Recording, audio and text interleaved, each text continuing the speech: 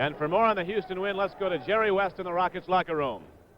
Okay, with Mike Newland. Mike had a great ball game today. The Rockets are right back in this playoff now. Well, Jerry, we moved the ball down court a little bit better up in Boston. We try to slow it down all the time, and we have to run and play our game. And like you and I were talking before, we have to play our game and then try to blend with them too. We had 26 points in the ball game today, and I'm sure after having only 10 the first two ball games, you have to be very satisfied with your game. Well, I appreciate that, and I did try to play more involved. I found myself in the last two games, having watched a film, playing on the perimeter and trying to guide everything rather than get involved and give some thrust to it all. Mike, congratulations on a great ball game, and we'll go back to Don Crickey now. All right, Jerry, now for Jerry West, this is Don Crickey saying goodbye from Hofheinz Pavilion, where the final score was the Houston Rockets 117, the Boston Celtics 102. Now stay tuned for the second half of our CBS playoff doubleheader, where the Western Conference champion Golden State Warriors go against the Seattle SuperSonics. The NBA playoffs is a presentation of CBS Sports. Cher matches glitter with guest star Liberace, while Rhoda's mother, Nancy Walker, and singer Linda Ronstadt add to the fun tomorrow at 7:30, 6:30 Central on CBS. Mail call, your magazine, my magazine, your bank statement, my bank pack statement. Still only paying $2.50 a month at European American? Nope. Aha, I knew it. Now I only pay $1.50. Then you're getting less. Nope. Still unlimited checking, personalized checks, a free safe deposit box, and lots more.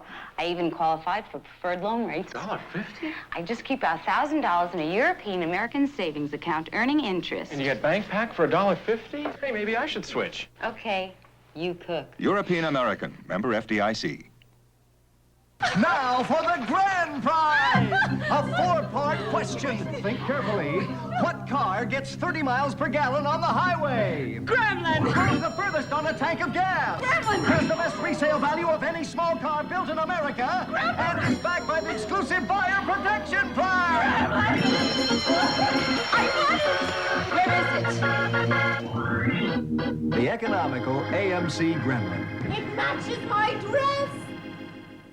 Channel 2, New York. Rick Barry of the Golden State Warriors off to a sensational start in the playoffs to top off his best season ever. Keith Wilkes of the Warriors, the choice of many as the NBA's Rookie of the Year.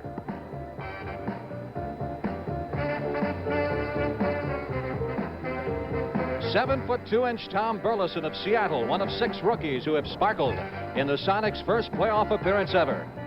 And Captain Spencer Haywood of the Sonics, all key ingredients of today's Western Conference playoff game between Seattle and Golden State. You'll see the best in basketball when you watch the NBA. When you watch the NBA on CBS.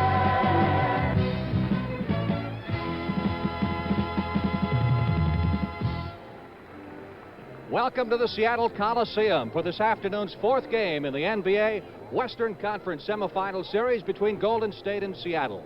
I'm Frank Lieber, along with me, former UCLA star Lynn Shackelford, and right now, it's Golden State that's got the home court advantage.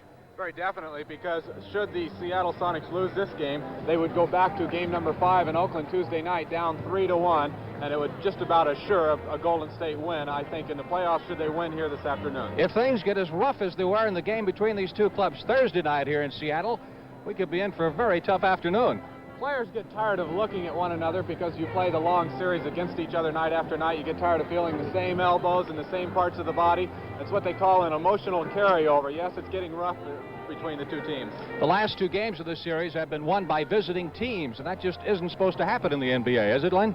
No, it's not, but I think although, unlike some playoff series, this one, the home court advantage will not be too significant, although these Seattle fans here are going to get wild this afternoon. This is a must game for the Seattle SuperSonics. They need it or they fall behind 3-1, and Bill Russell and his team will be pulling out all the stops. Who wants to be treated like just another beautiful body? I got a brain. So Bev, get a new Hager top. It mixes and matches with...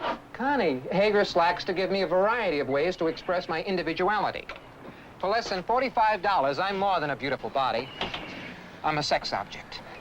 Hager slacks of Easy Care Celanese 412 polyester, and now Hager tops, $25 and under. So who says the cost of looking good is going up? Thanks, Hager. Oh. In the tradition of the world's most famous motorcycle, Harley-Davidson, two more expressions of engineering excellence, designed for the man who won't settle for less. The Harley-Davidson SX175 and SX250 on-off-road machines. Take your choice, the SX175, the SX250. For the rider who demands the best, the Harley-Davidson man. See the yellow pages for your AMF Harley-Davidson dealer. When you talk about key players to watch in this game, I guess you have to start with Rick Barry. He has perhaps become the best all-around basketball player in the NBA this year. Had a sensational regular season, and he hasn't slowed down in the playoffs. He averaged 30.5 points during the regular season. He's averaging 33 now in the playoffs, and he is certainly the man that they build their entire offense around. They want to try to work the ball until they can get it to Rick Barry, and of course he's quite capable of scoring. He's had in the 3 games 39, 29, and 33. If Clifford Ray can set a screen and get him open for a jump shot from a good place on the floor, it's almost an automatic 2 points for Rick. Barry can do so many things with or without the basketball. Draws a lot of double teaming, but he's very adept at dumping the ball off to the open man. One of the fine passing forwards. He's very smart that when he is double teamed, he not only can score, but he has the ability to pass off, as he does here to Phil Smith, the Golden State Warrior guard, for an easy 12-footer. Tom Burleson and Spencer Haywood, the big names for Seattle, and Burleson has really come on like gangbusters here in the last month. Tommy averaged only 10 points a game during the regular season, but he now is playing most of the time at center. He's so very tall, he has a great height advantage over Clifford Ray. He's averaging 20 points a game in the playoffs in the 3 games so far. The Golden State does a lot of double teaming, don't they, Lynn? Much more even than Seattle Sonics. Rick Barry double teamed here, and of course he was guarding Spencer Haywood. That left Haywood open underneath, and if you give Haywood or Burleson a shot underneath, they're going to dunk it. What about the experience factor now? Russell's got a young team. He's got 6 rookies. He's got only 1 man, Archie Clark, who's really had any playoff experience at all. Could this be the key factor in the series? Right. Of their 12-man roster, 6 of them are rookies. That's unusual just for them to get into the playoffs. And 2 of those rookies, Burleson and Leonard Gray, are starters. Yes, I think it hurts them. For instance, they lost the game here Thursday night because Bill Russell said they were trying too hard. That is indicative of youthfulness. The rebounding statistics in the league show that Golden State is the second best rebounding team in the NBA over the regular season, and Seattle, on the other hand, is the 3rd worst. Now, they've got a guy in there that's at 7'2", and you wouldn't expect this to happen. No, you sure wouldn't. You've got Tom Burleson at 7'2". Spencer Haywood, of course, is a fine rebounder, and Leonard Gray is a pretty big man, too, weighing in at about 240 pounds. But the old story in basketball is sometimes quickness can overcome height or strength. And the Golden State Warriors, although you would not regard Keith Wilkes and Rick Barry as great rebounding forwards, Clifford Ray and those other 2 forwards, they do an outstanding job of rebounding. They do a fine job. Of course, they put the ball up a lot, too. They put it up more than anyone else in the NBA during the regular season, and for that reason, they get a lot of rebounds. They like to run and gun, and Seattle, if it's going to have a chance, I guess is going to have to slow them down and make them play their style of play. Very definitely. In fact, during the regular season, when Golden State won 4 of the 7 encounters, they won some of the games rather easily, as they did in the first playoff game when they led at one time by 30 points with their fast break and their quickness. And for Seattle to stay in the game, they've got to start to control the tempo a little bit themselves. Warriors are the top offensive team in the NBA, averaging better than 108 points per game. That'll be something to watch. And we'll be back with the tip-off in just a moment. A tiny speck of carbon black. If it were in your eye, you wouldn't know it. But carbon black's unique properties strengthen rubber and add thousands of miles of wear to your car's tires.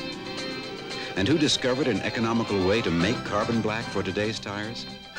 The same company that makes fine products for your car. The Phillips Petroleum Company. Surprised? Hey, Plunkett, you've never seen anything like these J-wipes, boy. Car wax right in the cloth. And it's easy. Sure, they're easy. Will the shine last? Will the shine last? J-Wipes puts down more wax than the leading paste. It bonds to the finish for a shine that really lasts. You see that? New J-Wipes from J-Wax. The tough wax shine in a disposable cloth. NBA playoffs will continue after this word from your local station. Intelligence tests are put to the test and found failing when CBS reports on the IQ myth, Tuesday night on CBS.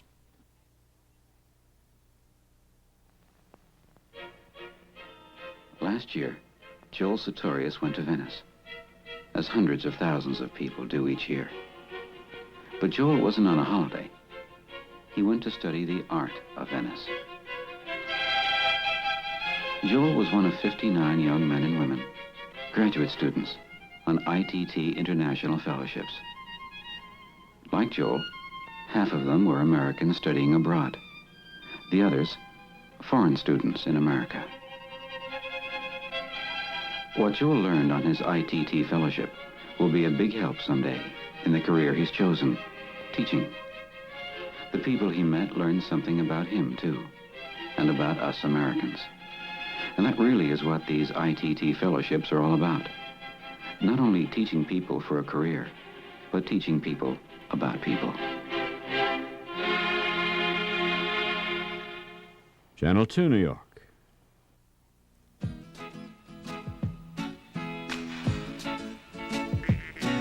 Give it all you got, take your very best shot, and may the best team win. The time is now, the name of the game is action. They're on the floor and they're ready to score, so let the game begin. And let's see how the ball's gonna bounce today. Welcome to NBA. Come on and join the rest of the crowd. There's another classic about to come your way. NBA playoffs, sponsored by Ford and your local Ford dealer. The closer you look, the better we look. And by AC Delco, division of General Motors Corporation. See the best in basketball on CBS. When you watch the NBA on CBS. The Seattle SuperSonics 19th straight sellout crowd, 14,000 on hand. Here as you see the starting lineups in this afternoon's NBA semifinal series playoff game. Charlie Johnson controlling the tip for the Warriors. Barry drives off to Johnson. Johnson at 24 points in the Thursday night game. That's what we were talking about. Rick Barry, who dribble drives to the basket, and if he has the man, or if they pick up on him, double team him, he'll let the open man, as he did for Johnson, an easy jumper at the free throw line. At Slick Watts. Archie Clark. Rebounded by Clifford Ray. To Wilkes. Johnson fires from 16. Cleared by Leonard Gray, one of the two rookies in the starting lineup. Clark driving on Beard. Haywood on the outside. Into the big guy.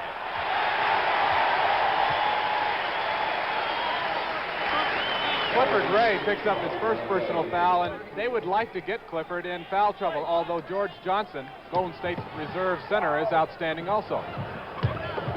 Haywood to Burleson from the corner. Golden State leading 2-0 as Ray sweeps him clean. Charlie Johnson. Clark trying to stay with him. Barry from 20. Hung on the lip and wouldn't fall. Watts with that distinctive gold headband. Clark ties it for Seattle at 2.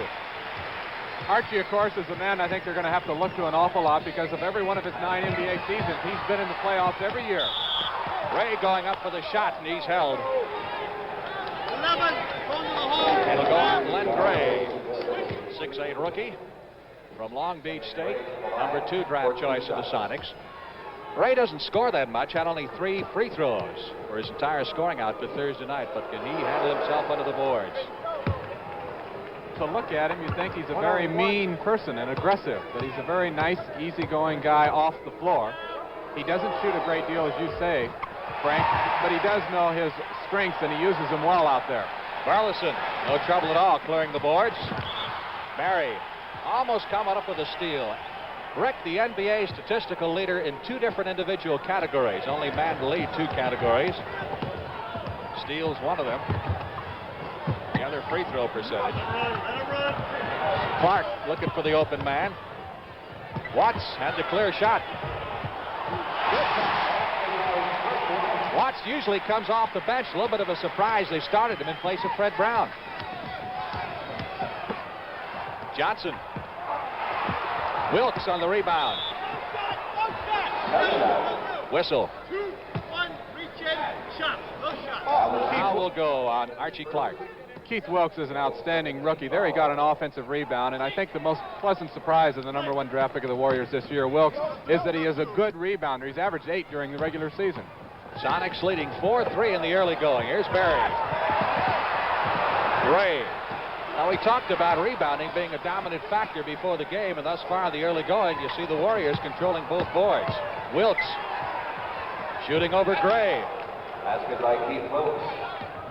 He's an outstanding player. He likes to shoot that turnaround jump shot, and when he gets in deep, you would think at 6'6" he would have trouble getting it off, but he shoots it from way behind his head, and for that reason, it's difficult to block. Gray. Archie Clark. Beard out on him. 6 seconds left on the shot clock. Traveling. I think they like the idea of Fred Brown, Frank, coming off the bench. That's one of the reasons why they started Watts. He is a good playmaker, but if they need scoring, you'll see Brown in there in a hurry. Rick Barry into Ray. Wilkes has the shot. That basket was possible because Tom Burleson overplayed and gambled out there, and it got beat, but he didn't intercept the pass, and therefore the Golden State had a 2-on-1 advantage, and Wilkes dumped it in. 7-4, Warriors. Haywood. Spencer Haywood gets his first basket of the game. 7-6, Warriors by 1. Beard, one time a Seattle SuperSonic himself, back in their leaner days. Ray looking for somebody, gets it to Charlie Johnson. Nice driving layup by Johnson. Excellent play underneath by little Charlie. He's listed at only 6 feet. Only one other player, Calvin Murphy, is listed shorter than that in the NBA, and Murphy's listed at 5'9". Gray on the outside to Watts. Inside to Haywood, and the turnaround jumper. Whistle by Mendy Rudolph. 3 seconds, apparently. 3 seconds. Spencer Haywood wants to get the ball inside and underneath. He's guarded by Keith Wilkes, and that's a difficult assignment for Wilkes because Wilkes is only 6'6", 190, so Haywood has a big height and weight advantage over him of about 35 pounds. Johnny Johnson, air ball. Burleson comes down with it to Archie Clark. Clark, in his 9 years in the NBA, has never missed the playoffs. That's amazing. And with 4 different teams, jump off, and Russell doesn't like it. The crowd here is really wild. It's 14,000 plus. They're second in professional basketball in attendance right here in Seattle, behind New York. And they'll get on every call that goes against their team and on every player on the other team. Beard gets it down to Barry. Warriors lead 9-6. Collision there with Gray. No foul called.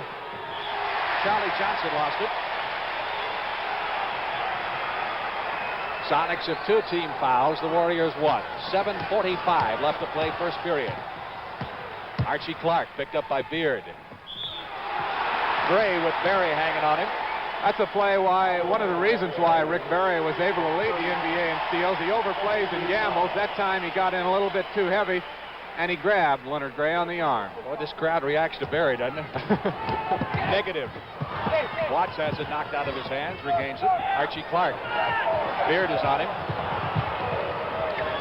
Over Beard. Wilkes comes down with the rebound. He doesn't have the weight, but he comes down with his share of rebounds. Wilkes with the shot, and Ray on the tip-in try. And a whistle and a foul underneath. 21. Hold. Foul is called on Clark. That's 3 team fouls against Seattle, 2 on the Warriors.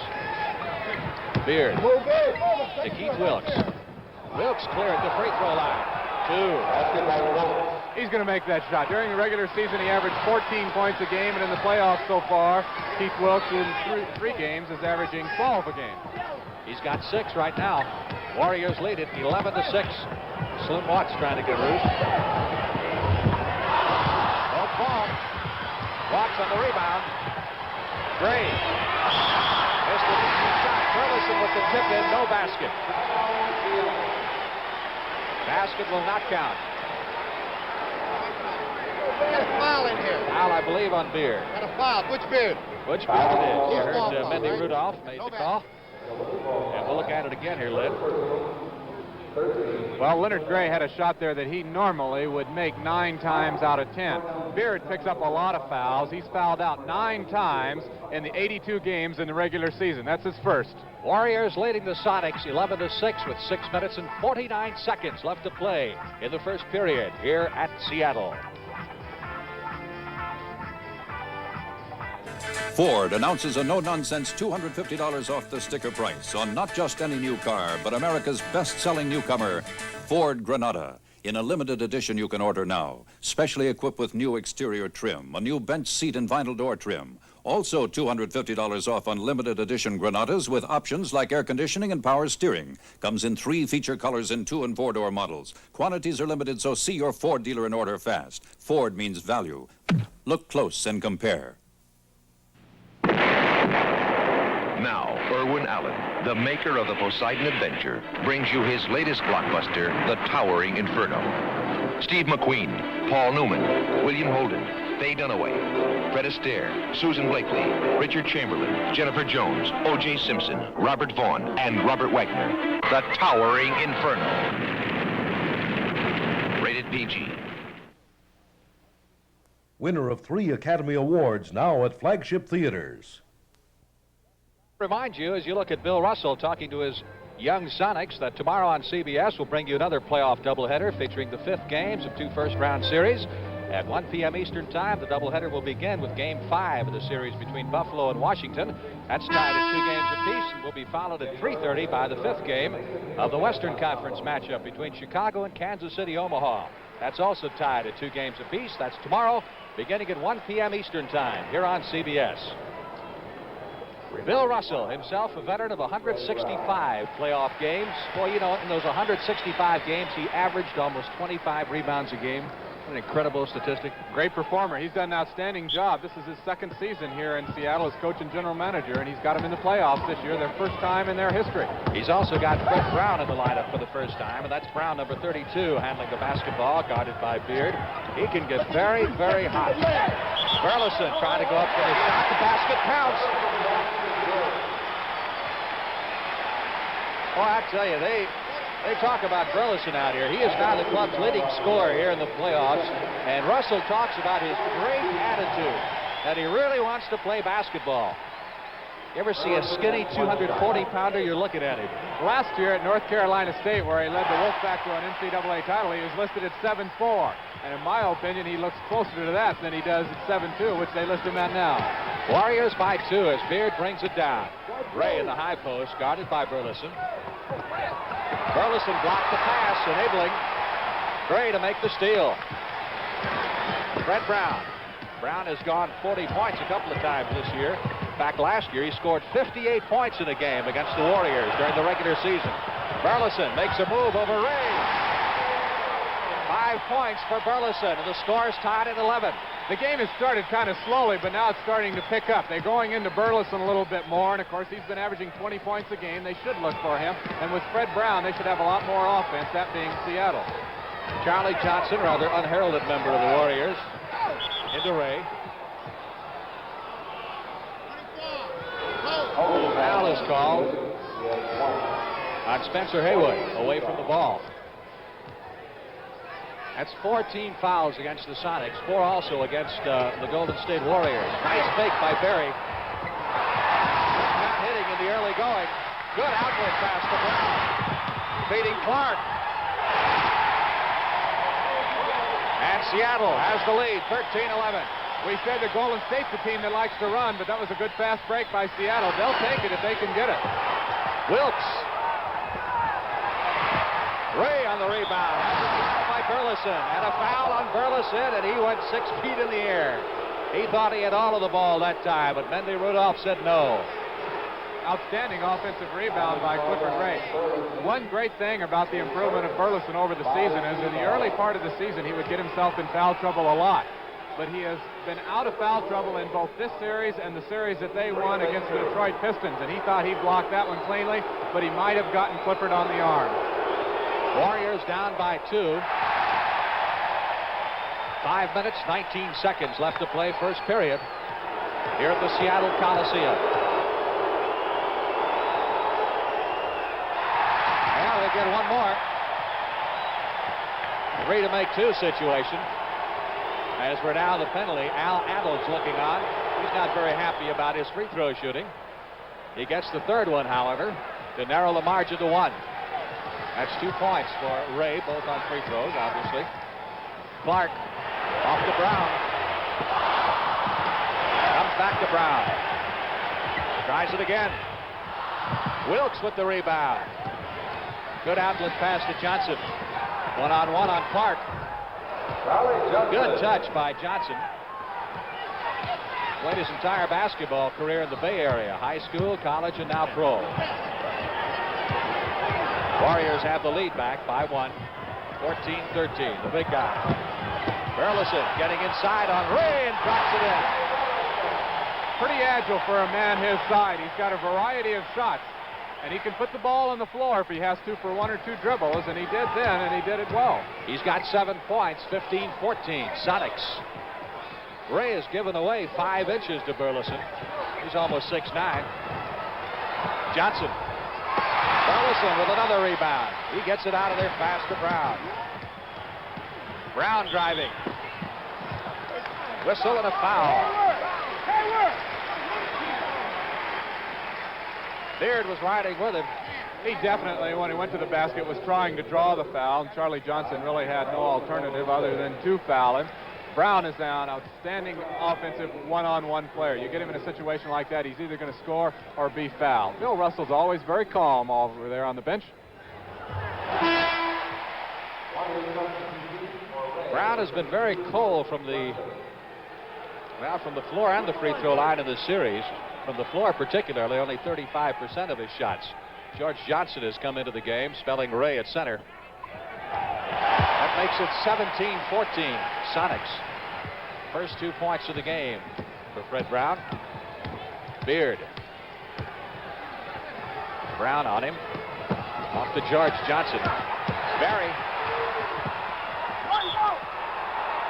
Traveling call. Now, one of the reasons the Sonics have stayed with him is they've contained Barry very well. Spencer Haywood, who is guarding Barry, is doing a pretty good job. He's forcing him to pass off. Barry would like to shoot. That's his first choice. Here's Haywood. Trying to get it inside to Gray. Rick Barry is guarding Leonard Gray, and as we said earlier, that puts Wilkes on Haywood. Here's a timeout with 3 minutes and 46 seconds left to play in the first period. The Sonics leading the Warriors 17-14, and the capacity crowd here in Seattle loving every minute of it. Gee, aren't Frenchmen terrific? Yeah, why can't guys back home dress like that? So slim, so rich. Oh, he's coming over. It's easy to be mistaken for a Frenchman in a brigade shirt from Arrow. Slim, trim, very European. Bonjour, mademoiselles. Parlez-vous American? He's American. You really think so? Brigade from Arrow. No wonder American men look so good.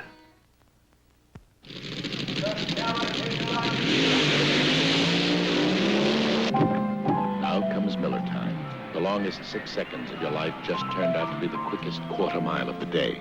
So head for the best tasting beer you can find. Miller High Life, America's quality beer since 1855. If you got the time, if you got the time, we've got the beer. Harry, your wife's car is due for an oil change and a new AC oil filter. Can't be, Lou. Excuse me, hon. My wife doesn't drive that much. Harry, even with today's shorter trips and slower speeds, your oil can still get dirty. That's why your owner's manual calls for a change. In terms of mileage or time, whichever comes first. And tell your wife to think months, not just miles. Hon? Like Lou said, Harry, think months, not just miles. And think AC oil filters for quality engine protection. Ready to go back to work here at the Seattle Coliseum. Sonics will throw it in underneath their offensive hoop. Gray looking for someone to throw it to. Finally gets it into Burleson, and he held it too long. 5 seconds. Good defense by the Golden State Warriors that time. They were trying to get the ball, obviously, a little lob pass into Burleson underneath. George Johnson, who is taller than Clifford Ray and has longer reach, might be able to better contain Tom Burleson than Ray. George Johnson was sensational coming off the bench Thursday night at 14 rebounds in 17 minutes. He can really vacuum those boards. Beard holding up 3 fingers to indicate the out-of-bounds play. Comes into Rick Barry. Guarded very close by Gray. Gets the pick. Can't hit. Barry is cold. Very cold. He's off to an awful start. Usually he likes to hit his first 2 or 3 shots. Ball batted away and out of bounds by Charlie Johnson. Sonics to throw it in. Now, on offense for the Warriors, they can go to other people to score, but as we said, their offense revolves around Barry. They want him to have the ball and be a threat to either score, and of course, then he can pass off. Brown driving on Beard, gets it back to Burleson from 18 feet. Nice touch by the big guy. 9 points. I don't think Bill Russell wants him to make a habit of taking that shot, but he is capable of hitting it on occasion. Barry trying to get inside to Wilkes, driving on Haywood. Wilkes, 2. He's got 8 points. He's got 8 points. He looks good. At UCLA, they used to call him smooth as silk, and he still looks pretty smooth in the NBA. He's one of 10 UCLA graduates playing in the NBA. Brown with the missed shot. Barry to Beard. Beard driving. Wilkes over Gray. Gray comes down with it. Clark, 2-on-2 situation, and Archie pops. Tip-in try by Brown is no good, and Wilkes has the next one. Charlie Johnson. Good little basket by Charlie, the man they call CJ at Golden State. I think Golden State's trying to increase the speed of the game now. They're trying to move the ball up the floor a little more rapidly. That's more suited to their style, and it would bother Seattle more. Johnson has 8 points now. He's the top scorer for Golden State. Gray trying to drive, and Leonard Gray gets an offensive foul. Well, Rick got his hand in there pretty good, but they didn't call it. Yeah, Rick's always trying to make a steal, and Leonard tried to push that hand away. He does not put the ball on the floor and go to the basket real well, Leonard Gray, the fine rookie from Cal State Long Beach, but he is an excellent shooter. He has excellent shot selection as well. Golden State trying to get loose. Johnson. Gray clears it again. Archie Clark underneath.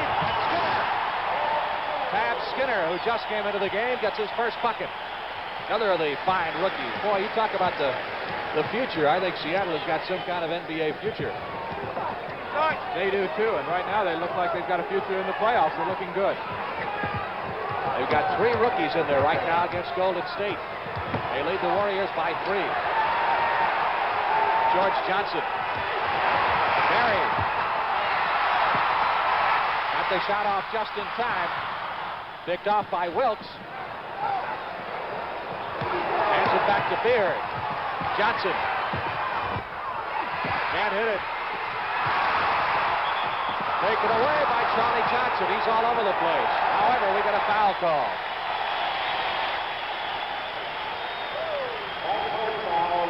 Foul will go on Johnson. It's going to be a backcourt foul.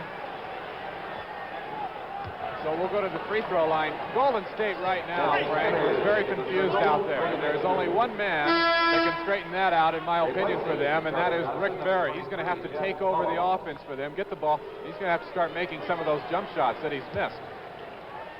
Tab Skinner, who came out of Maryland Eastern Shore, that school that went to the NIT and did well last year, has 2 points. He is a player that Bill Russell really has taken a liking to. He hustles, he works hard, he is not outstanding in one facet of the game, but he is a good all-around player. Good defensive player, especially considering he's a rookie. 54 seconds left to play in the first period here at Seattle. Sonics lead it 21-18.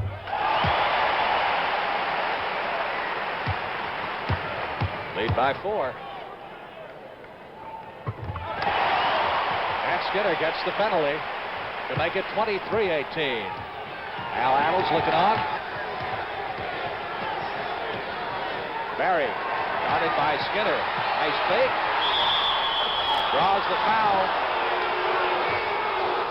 With Haywood out of the game, that means that Calvin Skinner has the dubious honor of guarding Rick Barry. He was definitely trying to draw the foul with his fakes, and he finally got Skinner to go into the air. And once he did that, then he went up for the shot, and he knew he was going to get the whistle blown.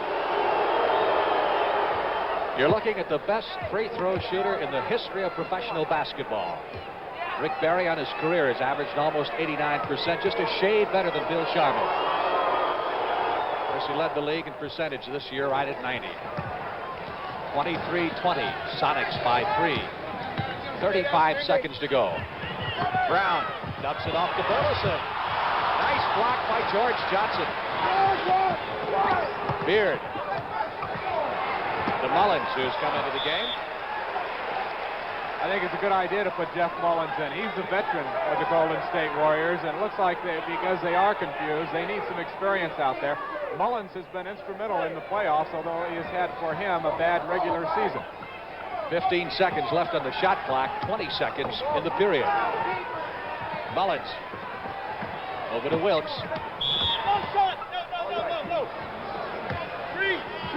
It's a very close call by referee Paul Mahalik. The foul was on Freddie Brown. Paul Mahalik, of course, is in his 5th NBA season as an official. Brown was trying to keep Keith Wilkes, who is a right-hander but goes very well to his left side, which is indicative, I think, of all outstanding players. They can go well either way. 23-21, Sonics. Wilkes can narrow it to 1. 15 seconds left to play in the first quarter. That's 10 points for Wilkes. He's had an outstanding period. Clark, 8 seconds. George Johnson got his foot into the ball. It'll be the Sonics to throw in with 5 seconds left to play in the period. Were they running together? Golden State, while their offense has not been as good as it usually is, they led the NBA in points, or average points per game, 108 this year. Their defense so far has looked very good. All right, 5 seconds left in the first period. As the Sonics tab Skinner. Well, no, it's going to be Brown, I guess, to throw it in. Let's see. Now they decide on Skinner. Into Clark. Trying to drive and shoot over Mullins.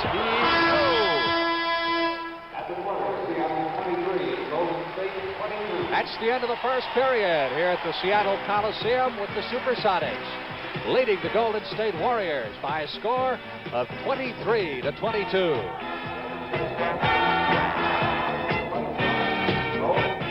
You see the best in basketball when you watch the NBA. When you watch the NBA on CBS.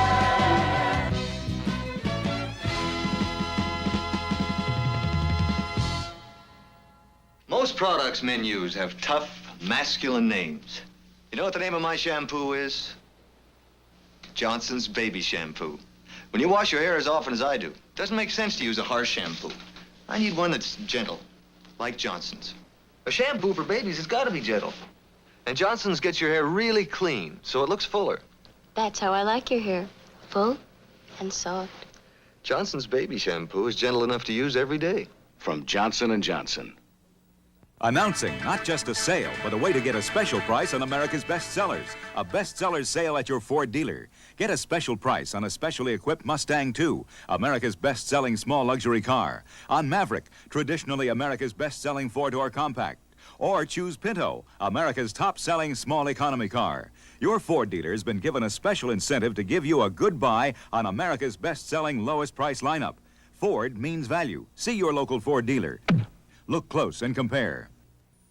When you come to the Bell system, business communication is a lot more than just telephones. It's research and development. Supply. Installation. Operations. Maintenance. And the Bell system takes responsibility for all of it. 100%. Total responsibility from the Bell system. Who knows more about phones than the phone company? Frank Lieber with Lynn Shackelford at the Seattle Coliseum, ready to go in the second period of this NBA Western Conference semifinal playoff game. And the tip is controlled by the Warriors. We're down by one. Nice feed underneath to George Johnson, who stuffs it for two. Well, the Warriors break out here at the gate, like they did in the first period, on top. Pass to Burleson. Ripped on the arm by Johnson. And he'll go to the line with 2 shots. Burleson at 9 points in the first period. Pretty good quarter. He looked very good. As tall as he is, when he goes up and starts going to the basket, you've got to foul him, hopefully before that, but they called it that he was going to the basket. So Johnson picks up his first personal foul. Clifford Ray is on the bench with 2 personals. Trying to break the tie here. Not a bad free throw shooter either. He's very good one. Of course, he was on the 1972 United States Olympic basketball team. Butch Beard. Slick Watts all over him. Wilkes. Back to Beard. One on the left side now. Barry, by the way, in the first quarter had just 2 free throws. Did not have a basket. Mullins with a rather wild hook shot there. Cleared by Skinner. This is Skinner. Skinner has 6 points coming off the bench. Just about the time you don't think he's a very good shooter, he hits a long one like that. Sonics by 3. Beard. That's his first basket. 27-26 Seattle. Watts says he wears that headband to keep the hair out of his eyes. No, I don't think so. He's only one of 2 players that wears the headband now. Jimmy Walker of Kansas City, Omaha, being the other. Burleson with 3 seconds on the shot clock. Almost a desperation throw there. Beard. Over Skinner. Nice rebound by Mullins. Excellent position under the basket. Warriors 28, Sonics 27.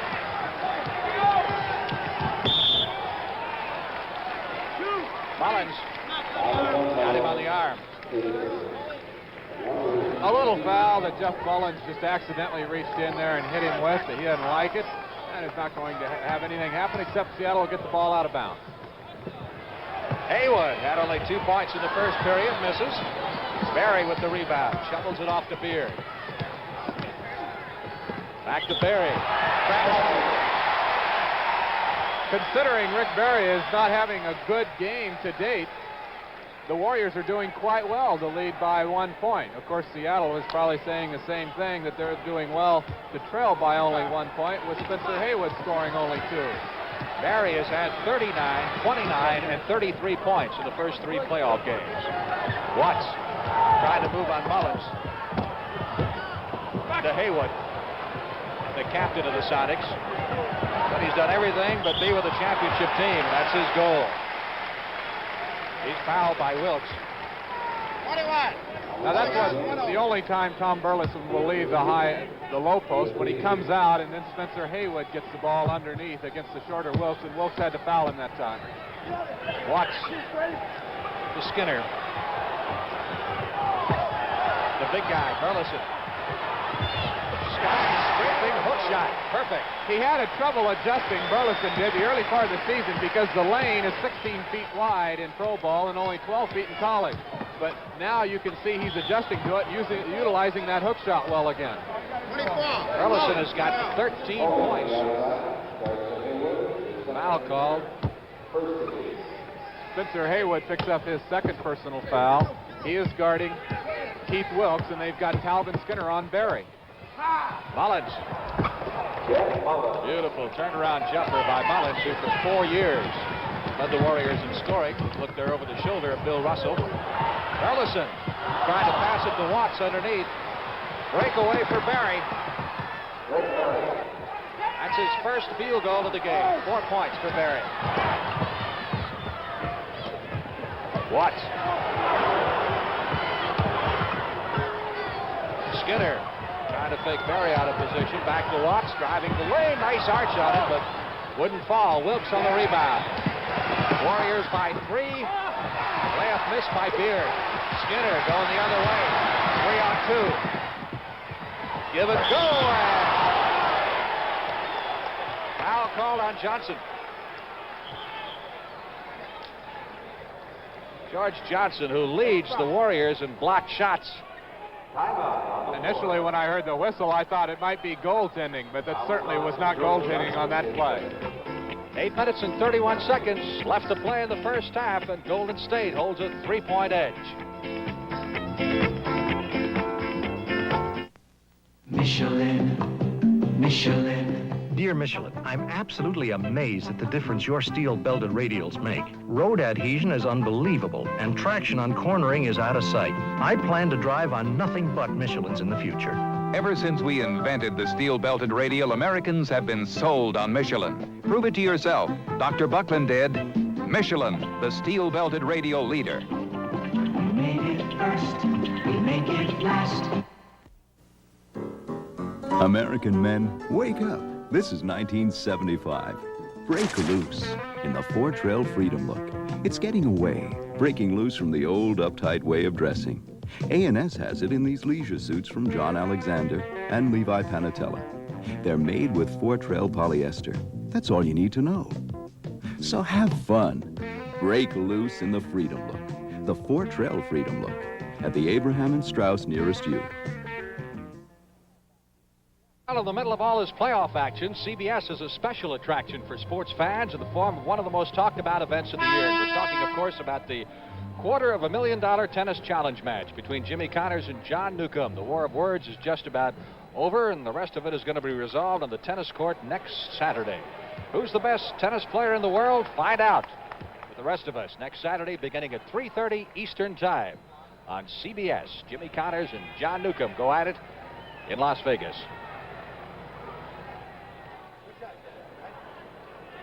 Skinner on the free throw line for the Sonics, who trail 32-29. So we got any more substitutions, Lynn? Jim Fox has come in to replace Burleson at center, and that's exactly what I thought Al Attles would counter. He took George Johnson out. George Johnson did an excellent job on Burleson, and he has brought Clifford Ray back in to play Jim Fox. Now, Fox is the only other player besides Clark on the Seattle team to have had previous playoff experience. Skinner has 7 points. Warriors by 2. Beard guarded by Watts. Watts was not drafted, by the way. Good touch by Mullins underneath. Jeff has 6. Brown trying to get around Beard. Made a move for the baseline and changed his mind. Haywood to Fox. Brown. Fouled as he got it away by Beard. It looked pretty obvious that during the last time out, Coach Bill Russell told the Sonics to move the ball a little bit more because they moved it quite well around the perimeter of the court. And the foul, of course, was on the shot. A lot of people might say that he fouled him after the shot, but his act of shooting was not completed. Therefore, he was fouled in the act of shooting. Fred Brown. Brown was 5th in steals in the NBA this season and 15th in scoring with an average of 21 points per game, but he's been very inconsistent in the playoffs and did not start today's game. He's had only one good playoff game, and he shot 12 out of 19 in that one, and that was the sole Seattle victory when they won 100-99 in Oakland. 34-31. 34-32. Brown has 4 points.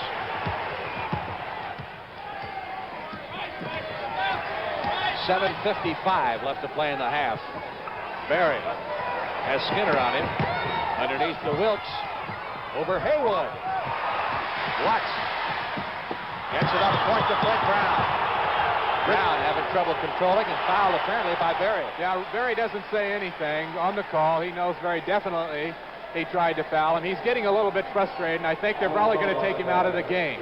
That was an obvious foul. He had no chance to steal the ball, and sometimes when you are frustrated, you make fouls like that. It's for him an awful first half so far, and I'm sure he's quite upset about it. Derek Dickey's the man that's going to come in there. 1+1 here for Fred Brown. And another. Sometimes in a player like Barry's case, if you take him out, let him sit on the bench and watch the action, collect his thoughts a little bit, and cool off. He can come back in and hit 4 or 5 jumpers in a row. We've seen it happen many times. That ties it up at 34. Beard. Watts trying to get to him, took a swipe at him, and I think caught him right across the face. Slick Watts says there's no way that I fouled the man. Is it a backcourt foul or not? No, it will not be a backcourt foul, obviously. I can see where Slick Watts had a little argument with the official there. Both of them, I think, got their hands on each other.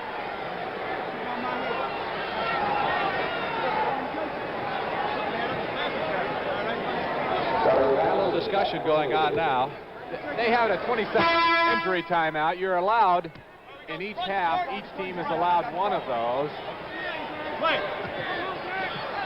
Charlie Johnson has come back into the game for the Warriors. Number 10. Guarded by Brown. Oh, he is slippery and quick.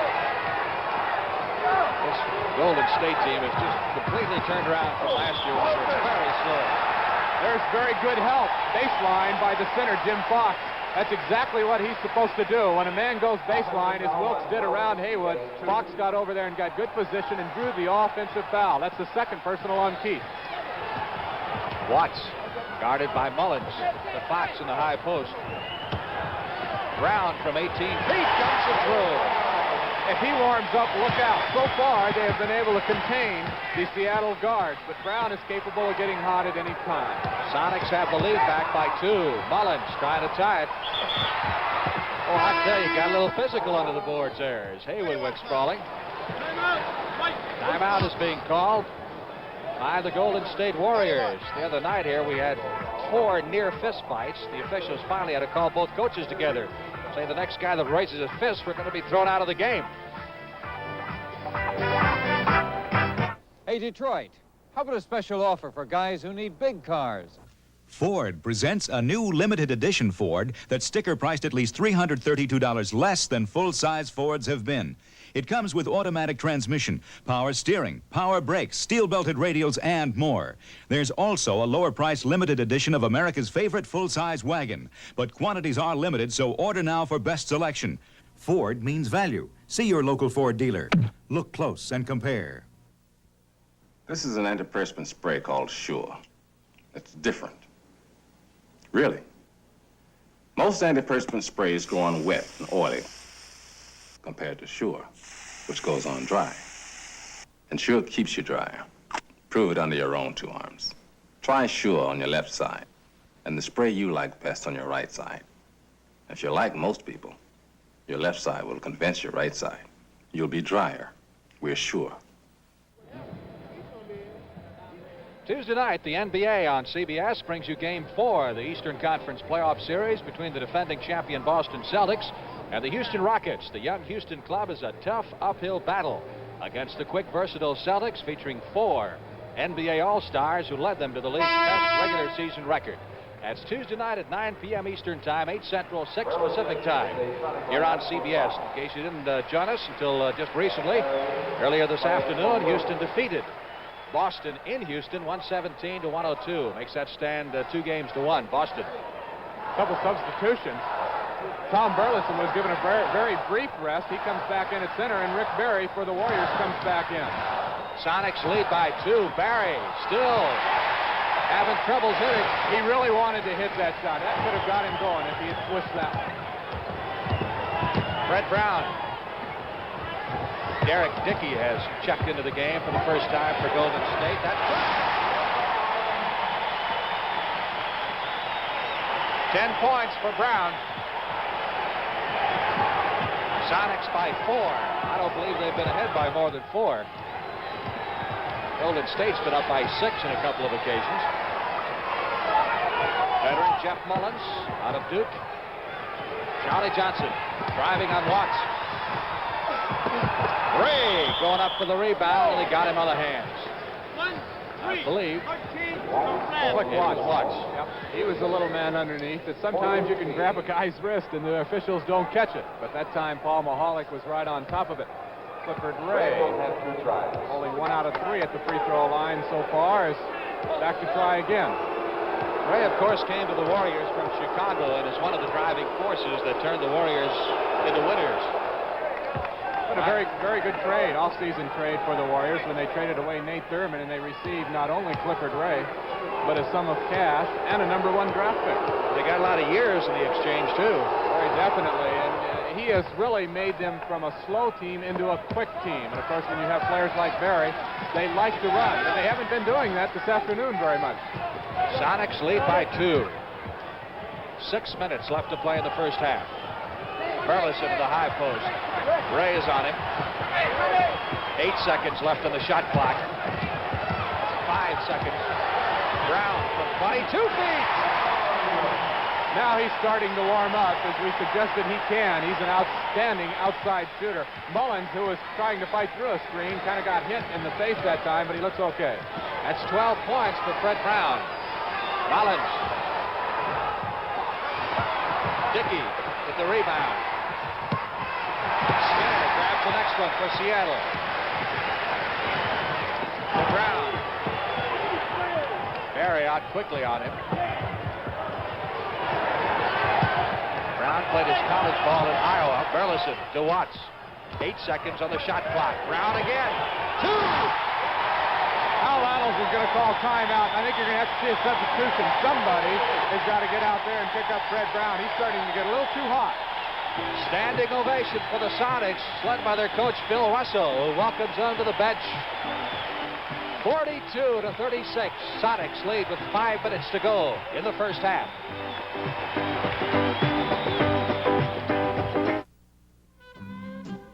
If you drive, nobody has to tell you the price of gasoline is not what it used to be. So for your benefit, there's STP gas treatment. If you have a dirty carburetor, STP can help restore the precious mileage you're probably losing. Because STP gas treatment helps clean gas-eating dirty carburetors and helps keep them clean. Play it safe. Put STP gas treatment in every tank full. The way prices have climbed, you can't afford a dirty carburetor. I'm telling you, Jake, pound for pound, he was the best man I ever saw. Yeah, Joe, he should have been champ. He had a... Excuse me, sir. Yeah, what is it, kid? I want to be a fighter. Oh, you do, huh? Well, who doesn't? What's your name, Sonny? Dempsey, sir. Dempsey? Ah! Dempsey. And I suppose your first name is Jack. Yes, sir, it is. Jack Dempsey. Oh, well, that's different. Another Jack Dempsey. Hey, Jawbone, what do you say you go a couple of rounds with Mr. Jack Dempsey? I'd enjoy to. When you've got a well-known name, people expect a lot.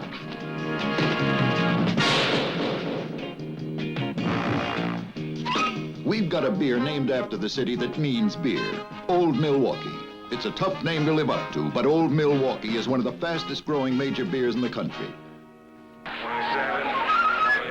Old Milwaukee beer tastes as great as its name. Back to work. Golden State.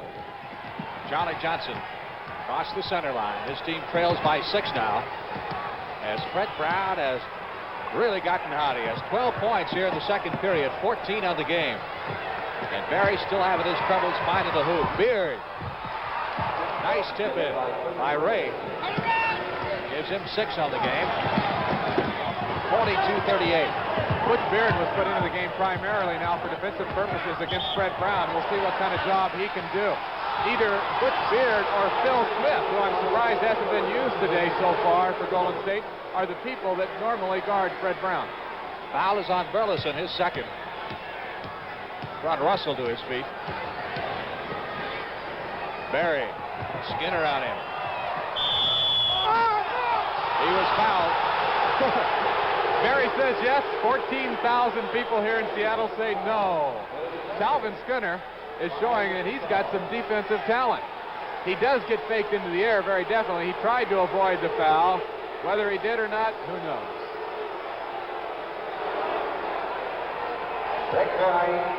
Barry has 4 points. Only 1 basket, that on a layup. And he's now 3 out of 3 from the free throw line. 42-39. Sonics.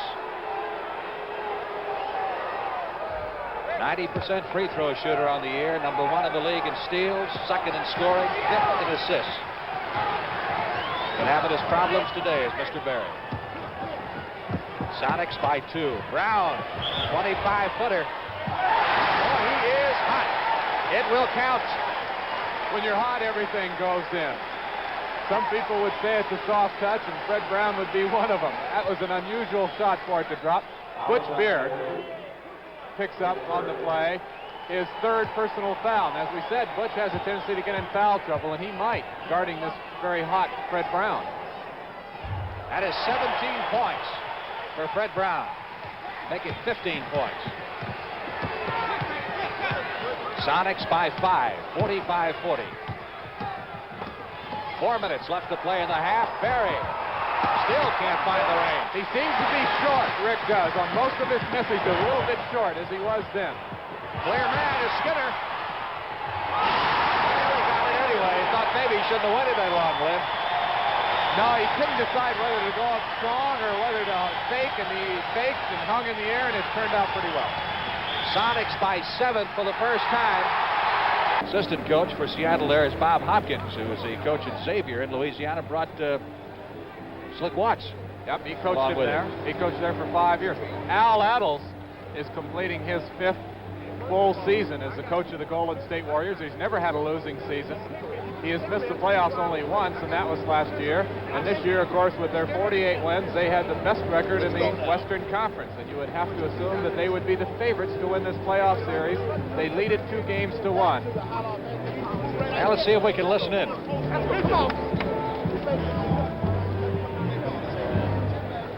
That's the fellow they called the Destroyer back in his playing days. He was a pretty rough customer.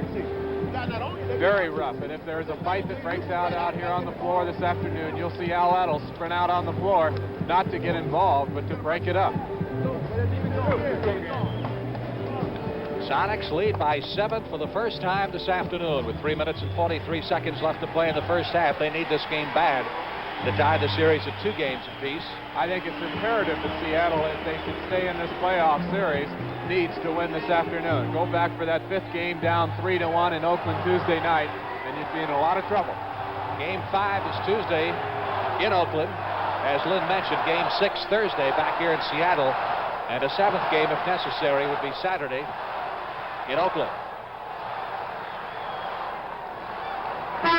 Keith Wilkes has sure been on the bench for a long time here in the second quarter for Golden State. He had an outstanding first quarter, Wilkes did. He's not in foul trouble either. Skinner, number 22, guarded closely by Berry. Brown is being guarded by Beard. Beard's got 3 fouls on him. Watts moving here on Johnson, trying to set the screen for Brown. Shooting over Beard. Well, he probably missed one. Dickey coming down with the rebound. Johnson gets a pick from Ray. Up over the backboard and out of bounds. Another Golden State Warriors shot that seems to be short. This is its mark. Sometimes when you're short, you got to compensate. Shoot the ball a little bit longer. Maybe jump a little higher on your jump shot. Use your legs more. Then you'll probably shoot it long. Burleson in the high post. Handing off to Brown. Got it. There's a man that doesn't have to worry about his shot right now. Anything he does, any way he shoots it, it's usually going to go in. 19 points for Brown, all but 2 here in the second quarter. Dickey has it. 49-42. Sonics leading with 2.5 minutes left to play in the first half. Watts. Burleson guarded by Ray. 10 seconds on the shot clock. They're just looking for Fred Brown now. It's pretty obvious. That one tipped away, picked up by Charlie Johnson. Dickey, who broke loose for 4 layups tonight, foul for traveling.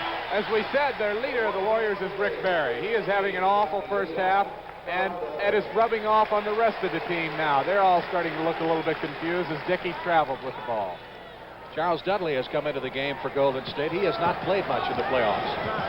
Number 15. I'm really surprised he comes in instead of Phil Smith, but again, it's to try to defend against Fred Brown. Haywood driving on Dickey. Pretty soon, Al Ellis may put on a uniform and try to stop Fred Brown. He is really hot. First foul on Dickey. We're in the penalty on both sides here. A lot of people might be saying if Spencer Haywood is not having a good playoff series. Haywood is averaging 19 points a game, however. He's doing a good job of rebounding, and he's trying to play the hard defense. He's done a fine job, regardless of whether he's guarding Barry or Dickey or Wilkes on defense. That was only his third point of the game. 51-42, Sonics with their biggest lead. Dudley hands off to Ray, trying to get around Burleson. Like trying to scale a mountain. Johnson. Well, things just won't go down for Golden State. And credit good defense by Seattle. They're not giving up any open shots either. Haywood. Whistle.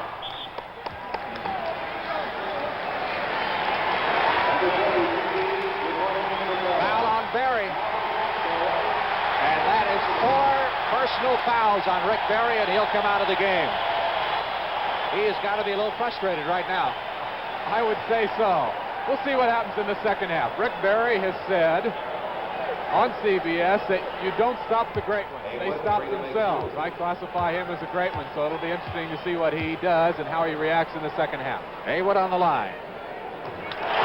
Barry has just 1 basket, down on a layup and 4 free throws. Haywood now with 5 points. And the Sonics with an 11-point lead. 53-42. Golden State hasn't been able to buy a basket here in the last 5 minutes. This is Dudley. Nice move.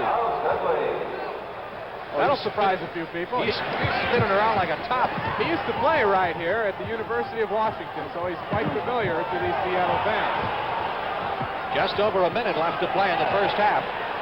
Skinner gets it inside to Burleson. Big hook. Nice hook. Good ball. That'll be a climbing foul over the back on Calvin Skinner. He tried to climb over Keith Wilkes. His third personal foul, and it'll be free throw time, in fact, for Keith Wilkes. Wilkes had an outstanding first period, scored 10 points. Keith Wilkes at UCLA, Frank, set an UCLA team record for free throw percentage in one season last year. He shot 87%.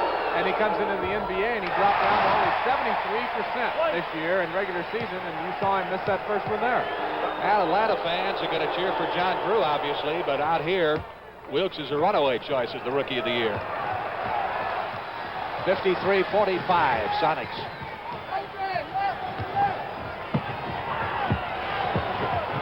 Into the big guy. Archie Clark over Ray.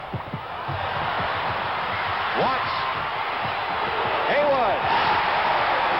Well, they have taken over control of the backboards, and therefore they're getting some very good percentage shots. Second effort that time by Haywood. Whistle and a foul under the basket. 2-1 with the body bump here, 1-on-1. Archie Clark picks up the foul. You're going to have 1+1 for little Charlie Dudley. For Clark, that's his third personal foul. Seattle is playing very good basketball right now. They're very aggressive.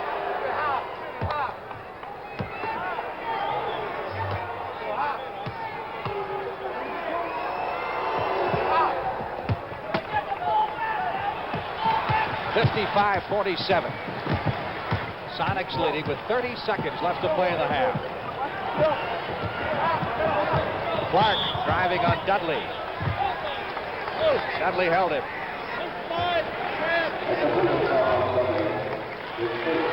Archie Clark is a very difficult player to handle one-on-one. You don't want him to go around you, and yet he's fakey enough that he can go around most people. So Dudley, rather than have him go around him, tried to hold him, but he still went around him.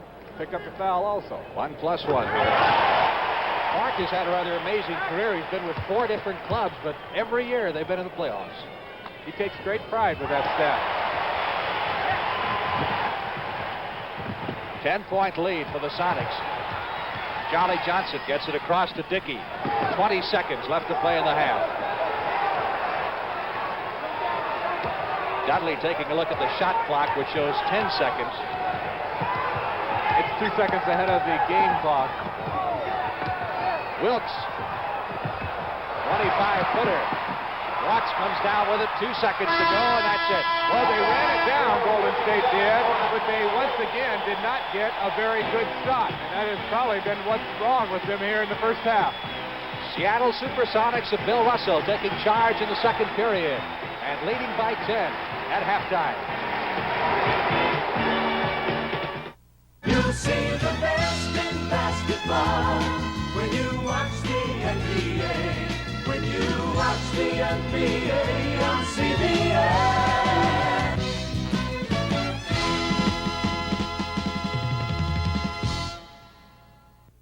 Ford announces a no-nonsense $250 off the sticker price on not just any new car, but America's best-selling newcomer, Ford Granada. In a limited edition you can order now, specially equipped with new exterior trim, a new bench seat and vinyl door trim. Also $250 off on limited edition Granadas with options like air conditioning and power steering. Comes in 3 feature colors in 2- and 4-door models. Quantities are limited, so see your Ford dealer and order fast. Ford means value.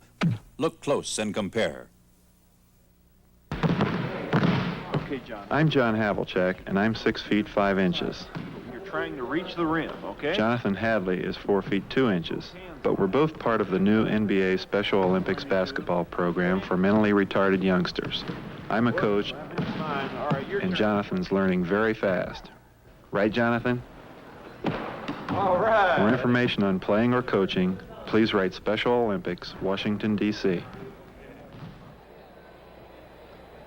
Frank Lieber with Lynn Shackelford at the Seattle Coliseum. We're at halftime of this capacity crowd of 14,000 enjoying what they're seeing right now as the Seattle SuperSonics, moving out in the second period, lead the Golden State Warriors by a score of 57-47. And as we mentioned, Rick Barry having his problems for Golden State for the first time in the playoffs. Barry has had just 1 field goal, that on a layup, and has hit 4 out of 4 free throws for 6 points. That's one of the reasons that his team is down by a total of 10 points. Barry, of course, finished second in the NBA scoring race during the regular season, and up until this game, he's averaged 33 points in Golden State's 3 playoff games so far.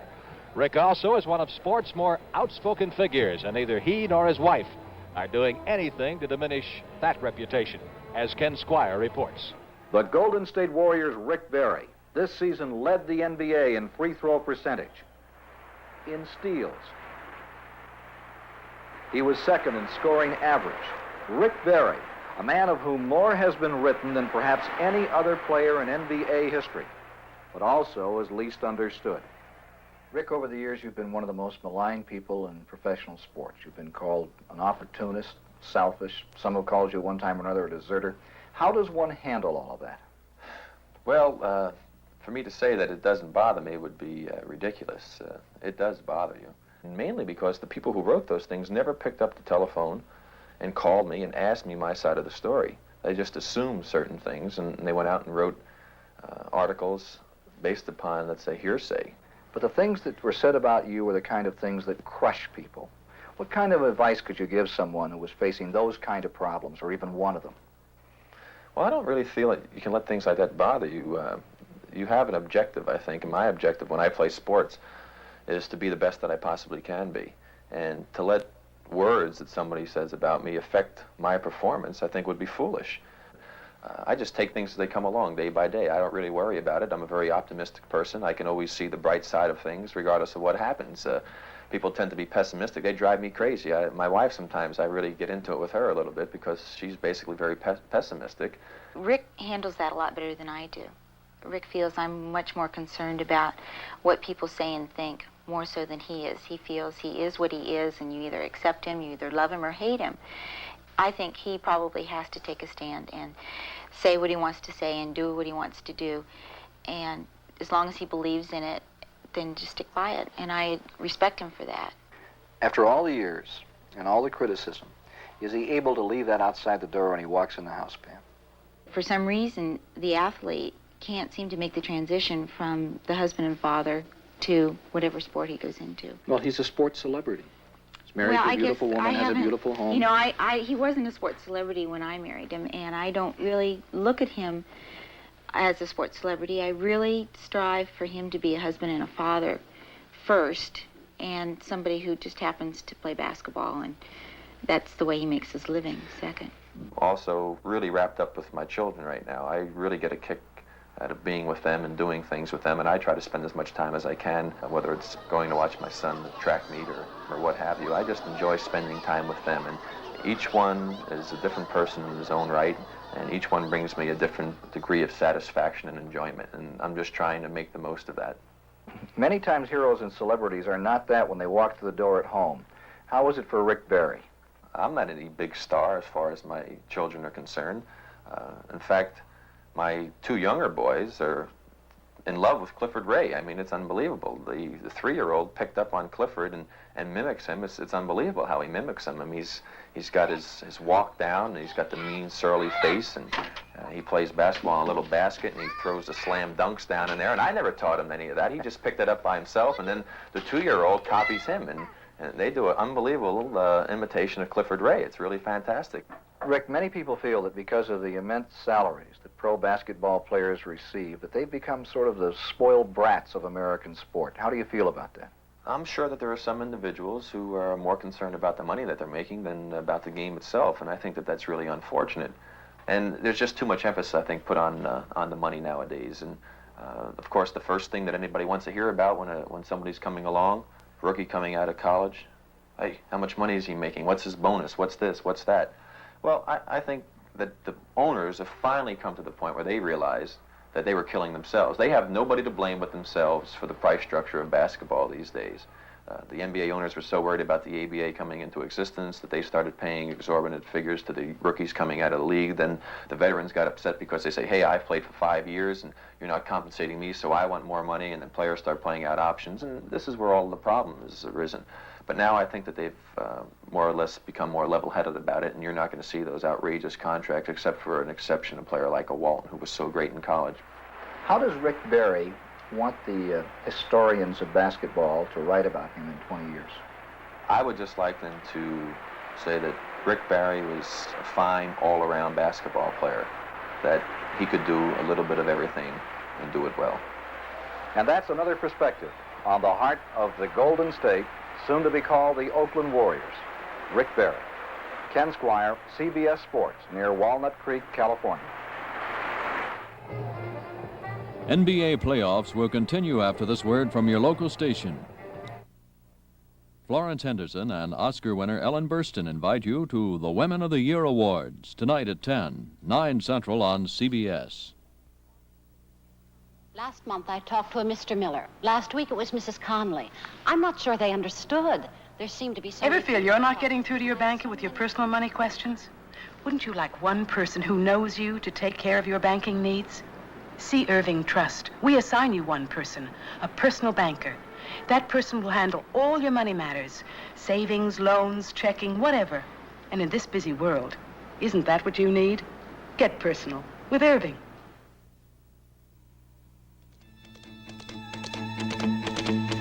In 1850, Levi Strauss invented the toughest pants the West had ever known. Levi's blue jeans. We put a little blue jean in everything we make. Today, we're threading that same blue jean spirit through every shirt, pant, and jacket we make. We put a little blue jean in everything we make.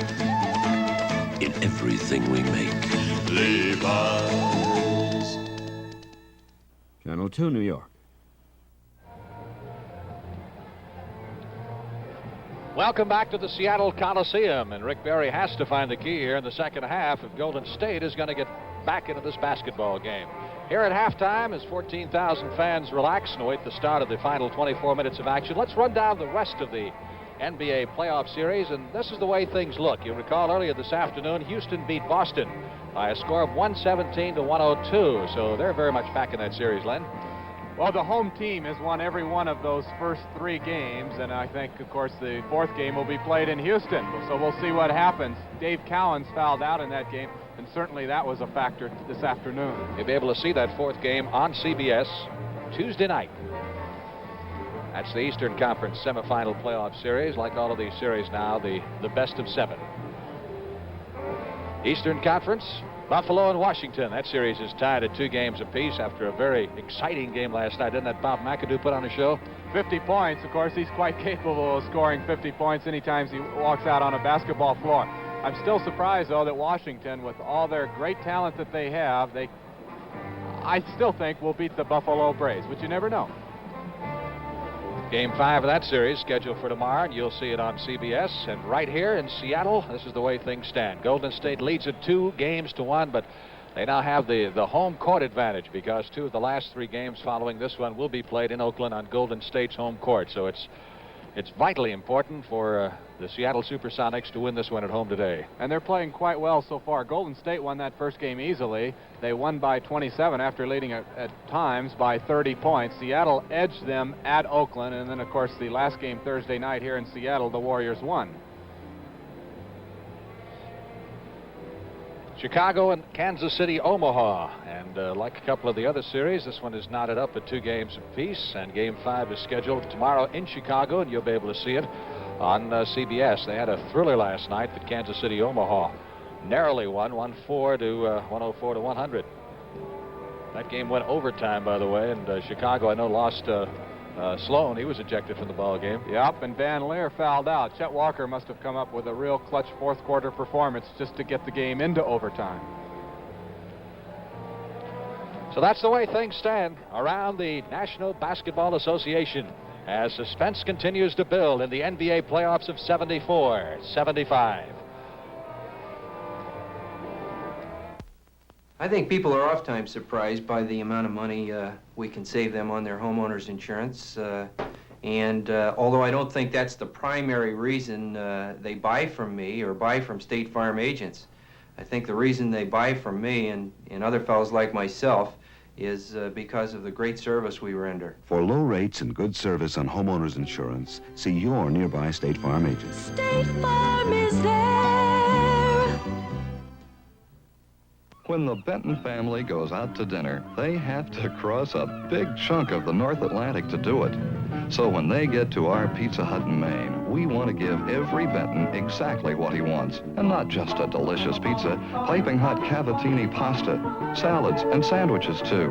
When families like the Bentons take the trouble to come to our restaurant, we make sure it's worth the trip. At Pizza Hut, our people make it better. Hello, I'm Bob Cousy. You know, I'm very proud to be a member of the National Basketball Hall of Fame.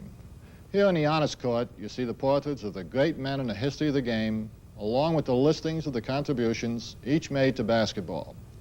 So why not plan to visit the Basketball Hall of Fame in Springfield, Massachusetts, on the campus of Springfield College. It's open daily except for Thanksgiving, Christmas, and New Year's Day.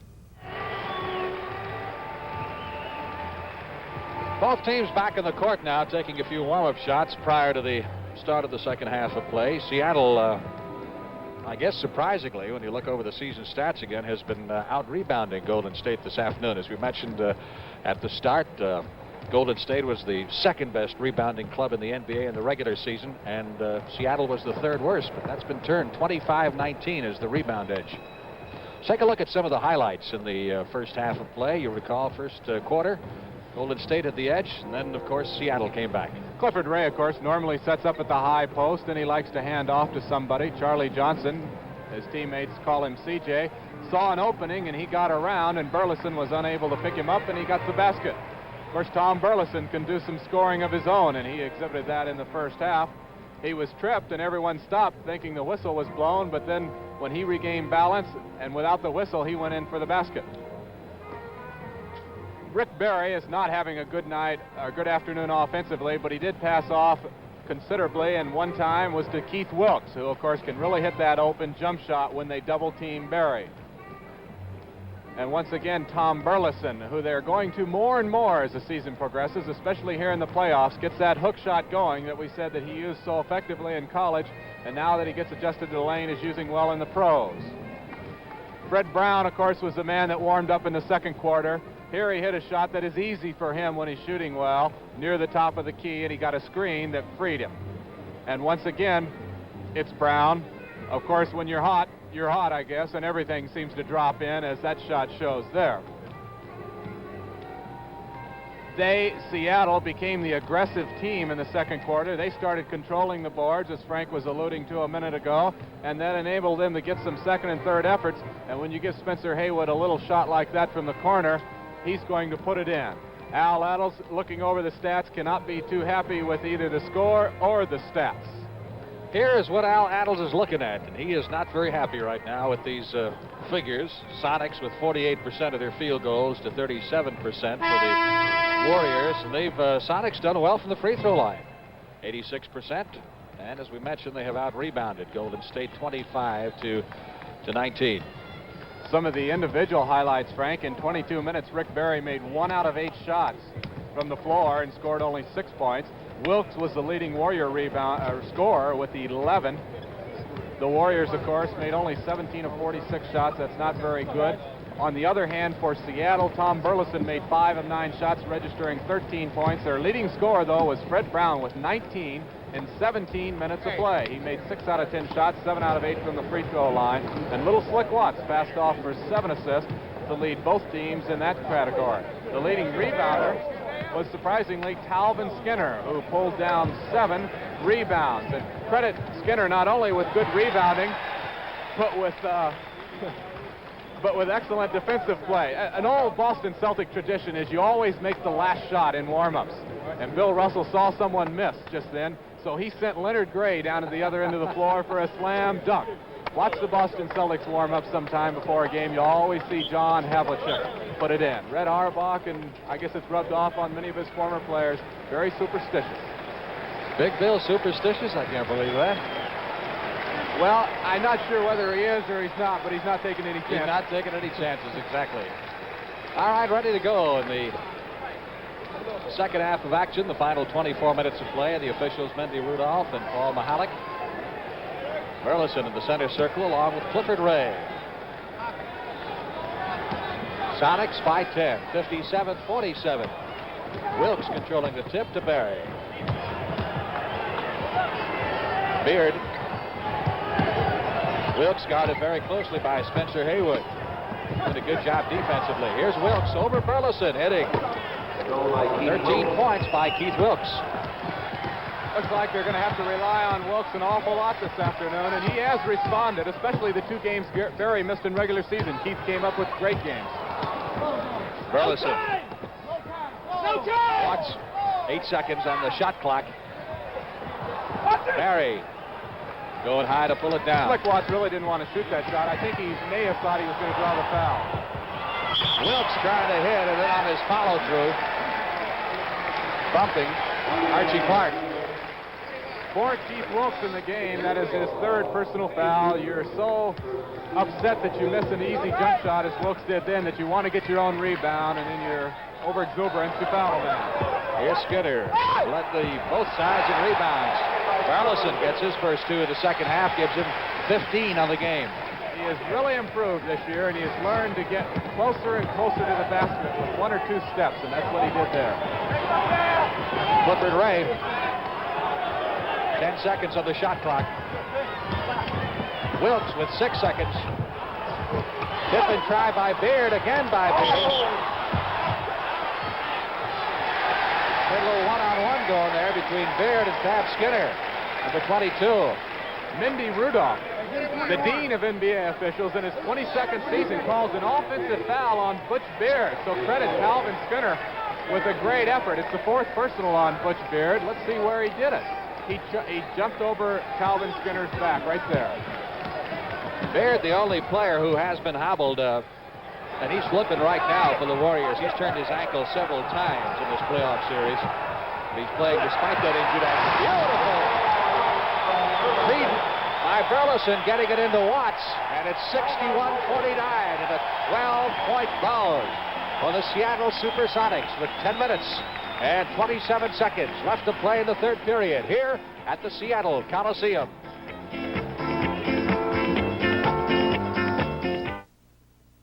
Today, at a high-level meeting, Volkswagen engineers announced to their management that the new Volkswagen Rabbit would average an incredible 38 miles to a gallon down the highway, go from 0 to 50 in a swift 8.2 seconds, and it wouldn't cost a bundle. Management's reaction? Happy days are here again. The skies above are clear again. Happy days are here again. When a man uses an aftershave, what does he really want? Fancy bottles? Full of fancy perfume? And fancy prices? No! A man wants to smell like a man. There's something about Aqua Velva. He wants to be cool and refreshed. There's something about Aqua Velva. A man wants to feel like a man. Feel like a man, 'cause there's something about an Aqua Velva man. William Felton Russell, candidate for Coach of the Year with the job that he's done with this young Seattle team featuring 6 rookies. There's never been a team that's gotten into the NBA playoffs with that many rookies. You can see the job they're doing today. Charlie Johnson bringing it down for Golden State to Beard. Keith Wilkes. Barry, who has just 6 points in the first half and only 1 field goal. Wilkes trying to hook it over Burleson. Hayward grabs the rebound. Skinner. Out to Watts. Got the shot. Didn't take it. Skinner from the corner. Cliff Ray. Although Watts is not the man they want shooting, he passed to Skinner, and I'm not sure that Seattle wants Skinner to take that shot, so they didn't really work it the way they wanted to that time. Butch Beard, one-time Seattle Supersonic, driving lane and missing. Burleson, 3 on 2. How about that? It'll give him go between Burleson and Skinner. Boy, I hate to be in his way. 3 on 2 fast break with Big Tom in the middle. At 17 points for Burleson, 63 to 49. Let's look at it again. Lynn. He can handle the ball.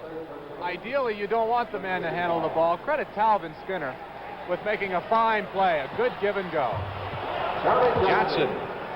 It's for Golden State. You might have noticed Barry backing off a little bit because he's in foul trouble, and he did not contest Burleson on that dunk. You probably didn't have much of a chance anywhere with that guy coming at you. This is where your home court advantage really pays off. Because Golden State now, if they were playing at home and they were coming from behind, the crowd would really get behind them if they hit a couple baskets. But if they hit a couple baskets here in Seattle, nothing will happen. Beard. And that's exactly what is happening. They're hitting and nothing's happening as far as the crowd goes, except to try to urge the Sonics to get it going again. 10-point difference between the two clubs. Clark trying to control the ball there and had Beard all over him. Yeah, that's 5 personal fouls on Butch Beard. Here comes Fred Brown into the game, and here comes Jeff Mullen for Golden State. So we'll see who has to guard or gets the honor of guarding Fred Brown.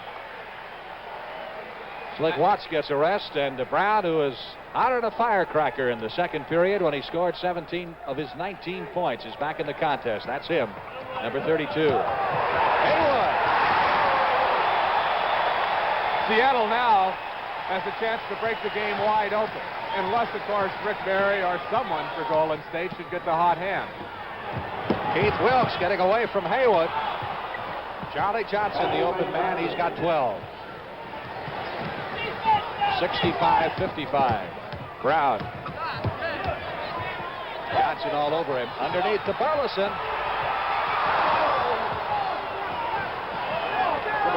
Rick Barry collision there with Barry. Yeah, Barry was helping out from the weak side. He kind of fell back, not only trying to avoid a foul, but hopefully getting a charge call on Burleson. Johnson, who's been the only Warrior to hit here in the second half, really. Barry has been shooting. Johnson again, this time missing, and Haywood grabs another rebound. Sonics continue to control the backboards. Yep, they're the aggressive team. They're dominating the backboards, and they're picking up confidence here as the game progresses. Brown bounces right to Haywood. Everything going right for Seattle. Couldn't hit the one-hander, and Ray grabs the next one. We'll see what Golden State does on offense. I think Rick Barry's got to start taking some shots, and obviously hitting them as well. Keith Wilkes has the clear shot from 22 feet. Haywood One rebound after the other. 2-on-1. Brown off to Skinner. Let's see, goaltending or a foul? No, it's a foul on Golden State. Loose ball foul.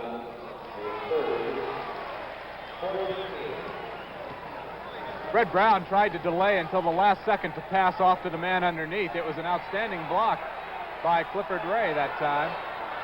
The foul went to number 10, Charlie Johnson. Haywood. Mullins with the rebound. 3-on-3 situation. Johnson back to Mullins. Wilkes. Nice move to the basket by Keith Wilkes. Now Golden State, maybe because Seattle's defense is letting up a little, is starting to score more. But to get back into the game, they're going to have to stop Seattle. Clark. Ray, good position on Burleson that time to grab the rebound. Down to Perry. That's Rick's second basket of the game. Second layup. 65-59, and now Russell on his feet calling timeout. And it looked like Seattle was going to blow them out for a minute, but the Warriors have fought back and have narrowed the margin to 6 points with 6:41 left in the third period. Here's your car battery. Add water. Keep it clean. It lasts an average of 38 months. Now, JCPenney introduces the revolutionary new battery that will make yours obsolete. You never have to add water. And it's so powerful that JCPenney will guarantee it for as long as you own your car. If it fails, return it. We'll replace it free. Only at JCPenney Auto Centers or catalog desks. It's the last battery your car will ever need. Buick has taken the concept of a V8 and created something pretty special. The Buick V6. It shares design efficiencies with our V8s, but with greater fuel economy. And it's so good we've made it standard on 3 entirely different sized Buicks. The small rakish Skyhawk, the compact Skylark, and the mid-size Century. It means you can drive your idea of an economy car and enjoy a Buick at the same time. Buick, dedicated to the free spirit in just about everyone. Once again, a look at what you'll be seeing tomorrow in the NBA on CBS. Buffalo and Washington upcoming at 1 p.m. Eastern Time, and then the 5th game of the series between Chicago and Kansas City, Omaha, from the Chicago Stadium at 3:30 Eastern Time. And then Tuesday night, another special prime time NBA on CBS telecast, the 5th game of the series between Boston and Houston. We heard during that last time out some of the Warrior players saying, let's go, let's run them. They're starting to get tired. Well, obviously, that's what Golden State would like to do, is start running the Sonics. Archie Clark with the basketball. Tab Skinner. Back to Clark, the crafty veteran. Only real playoff veteran that the Sonics have, this young ball club. Fred Brown driving the lane. Trying to get his own rebound. Burleson has it. In order to start the fast break, Golden State needs to get some rebounds. As just shown there, they're not. Tom Burleson got it and put it in. So tough to fast break without the ball. It sure does. Burleson now has 19. 67-59, Sonics. 6 minutes to go, third quarter. Wilkes. Off the Ray. 7 seconds on the shot clock as Mullins guns it. Won't fall. Let it go, let it go. Now let's see what it is. They say. Burleson can't believe the call by Paul Mahalik, the official. Mullins going to set up the out-of-bounds play. Looks like Watts is getting ready to come in. Berry still hasn't hit one of those patented long jumpers. Wilkes with a rebound try. They're going to call a foul. It's either going to be on Ray or Wilkes. We'll go the other way. Berry, once again on that long jump shot, was short, Frank. That's the way he's missed most of them. It's the 4th personal foul on Keith Wilkes. That's the 2nd time today Keith has missed a shot that he probably felt he should have made. And players get upset with themselves and they go too aggressively after the ball, and he did there. Penalty in effect now. It's the 5th team foul on the Warriors. Sonics have had only 1 team foul against them here in the third period. Haywood. Spencer Haywood. He was on the 1968 United States Olympic team at only the age of 19. He'll be 26 years old on Tuesday. Gets the margin back to 10 points. He has 12 in the game. Haywood injured earlier this season, but he has certainly come back strong. 9th in the league in scoring, average of 22 points per game. Mullins off to Barry. Wilkes from 12 feet. The back rim, no good. I think we're going to have shoving called on Ray. Yep, that was an easy play to call by Mindy Rudolph. Clifford Ray definitely did push off. Rick Barry acted that time like he didn't want the shot. Looked like he wanted Keith Wilkes to take it. Keith's putting it up an awful lot for the Warriors today. Wilkes took over a great deal of the offensive slack when Barry was injured for a brief period of time, scoring better than 30 points on a couple of occasions. And his play normally, though, is to complement Barry. 1+1 here for Spencer Haywood.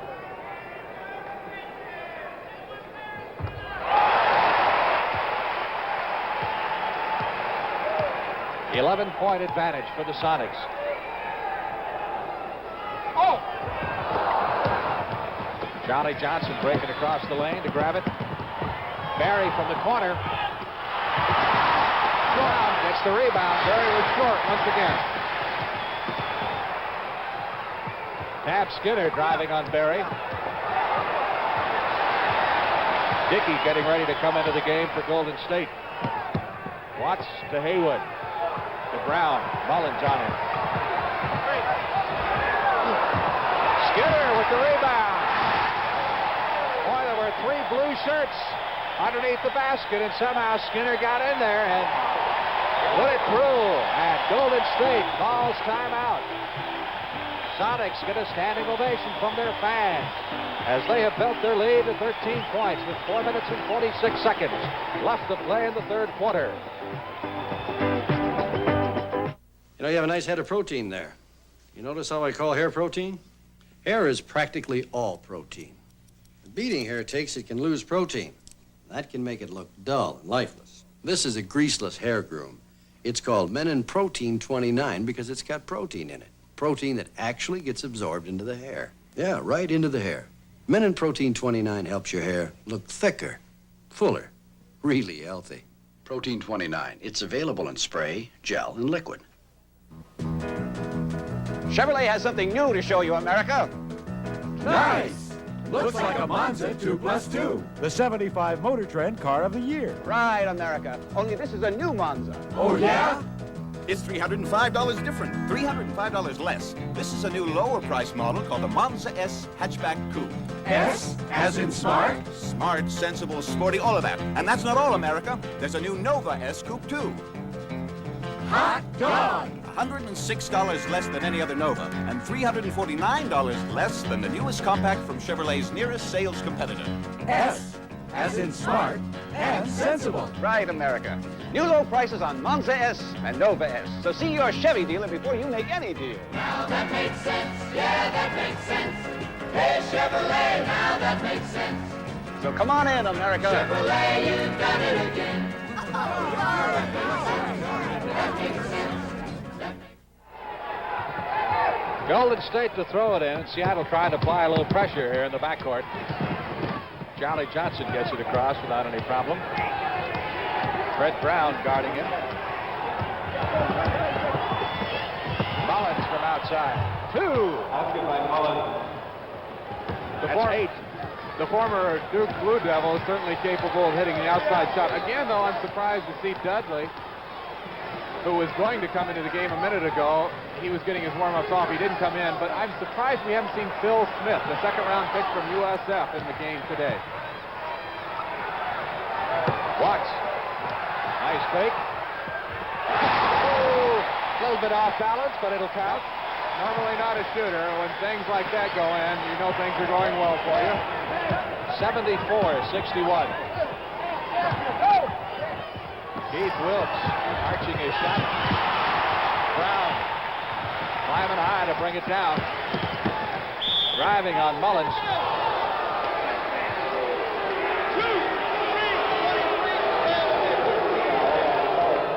Mullins drawing the foul, or rather fouling Brown. Mullins has a lot of trouble guarding Fred Brown. As we said, he's a good one-on-one player. He likes to leap and jump going to the basket. He's very accurate with his shot that way, although we didn't get to find out because of Clifford Ray, but he was fouled by Mullins. 3 to make 2 here for the veteran Fred Brown. With 3:44 left in the quarter, the Warriors are out of fouls. They're in the penalty situation. Seattle shooting the penalty free throws. Seattle has only 1 team foul, so they do not, or they are in control of the game. They're not having to foul the Warriors very much. Brown is the first man to go over 20 points in the game. And a 15-point bulge now for the Seattle Sonics, their biggest lead of the contest. Keith Wilkes, Haywood all over him. Mullins driving on Brown. Foul called on the Sonics.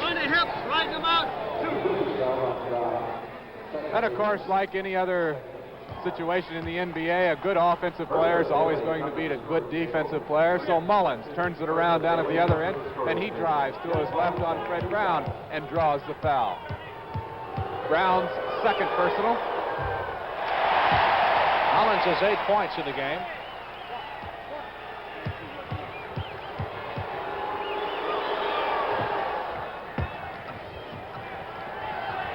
(76-62) as Russell sneaks a look at the scoreboard.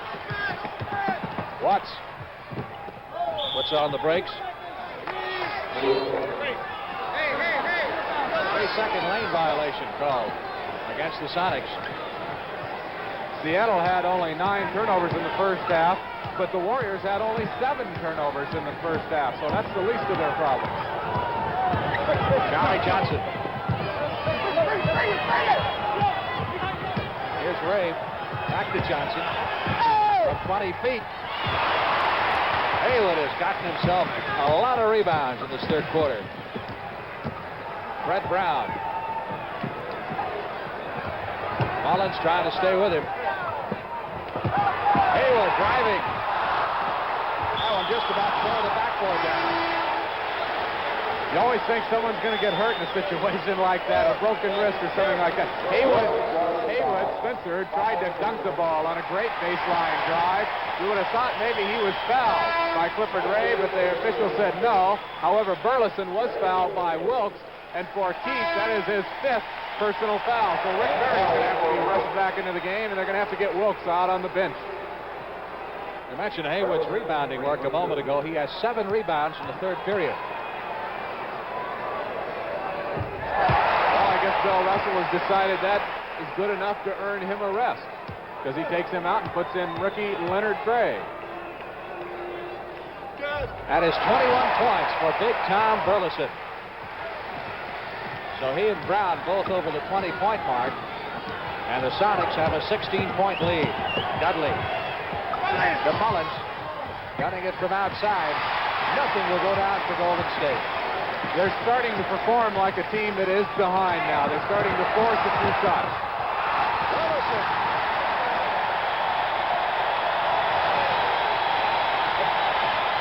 18-point advantage.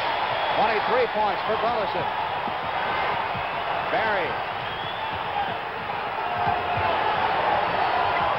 Dudley. Basket, I believe, will count, and a foul called underneath the bucket on Gray. One shot.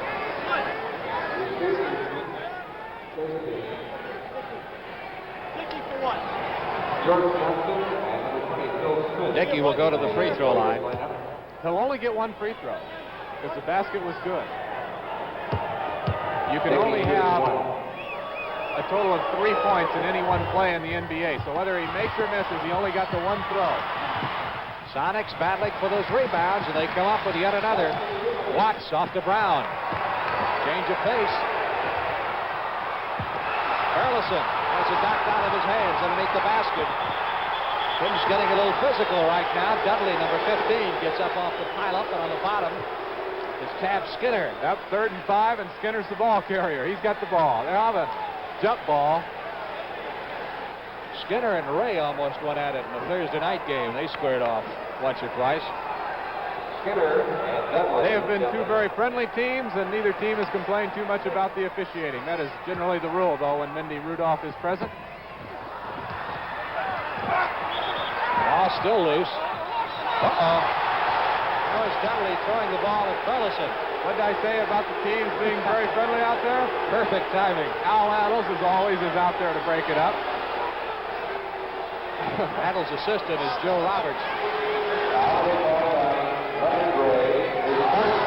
Leonard Gray picks up the foul.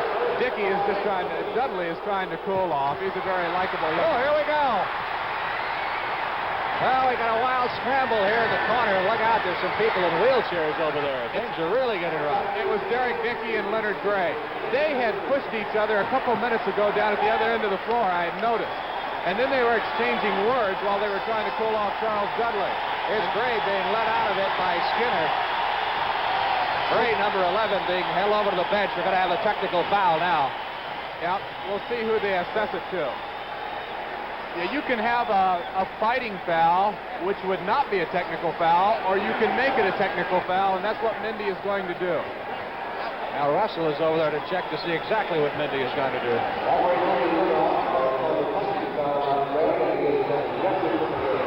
And they rejected it. Gray has been thrown out of the game.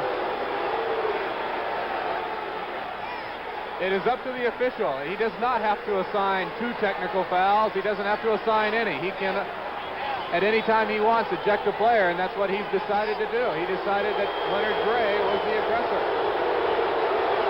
There's Russell jawing with Mindy Rudolph as Rick Berry made the free throw.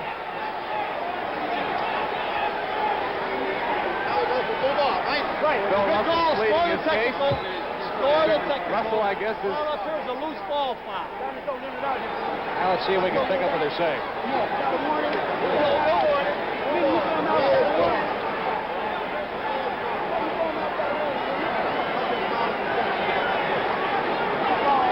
Now I think they're trying to decide where will play resume and with what.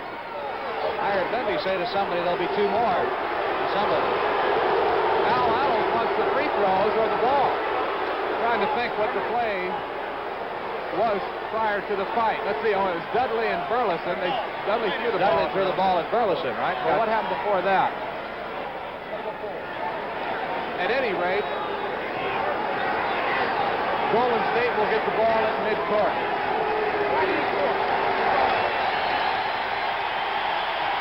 Now the free throw by Berry on the technical made it 80-65. The hand is for Leonard Gray as he leaves the floor. He's one of the many outstanding rookies on this Seattle team, was an outstanding player at Cal State Long Beach. Now the 2 captains are being talked to by Mindy Rudolph, Haywood and Berry. He's explaining apparently why he assessed only 1 technical and only ejected 1 player.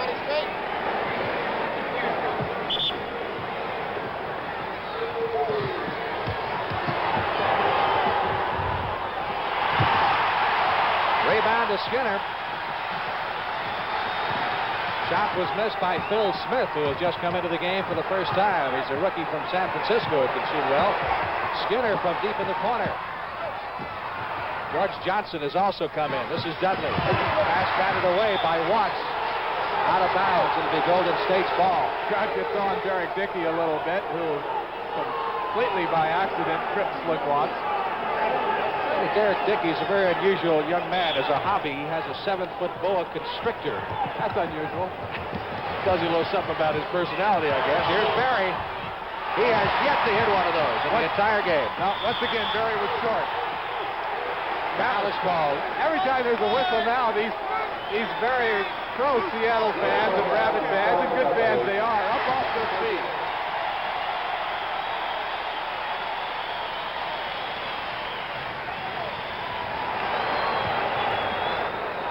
The foul is on Charles Dudley, his second. It'll send Slick Watts to the free throw line.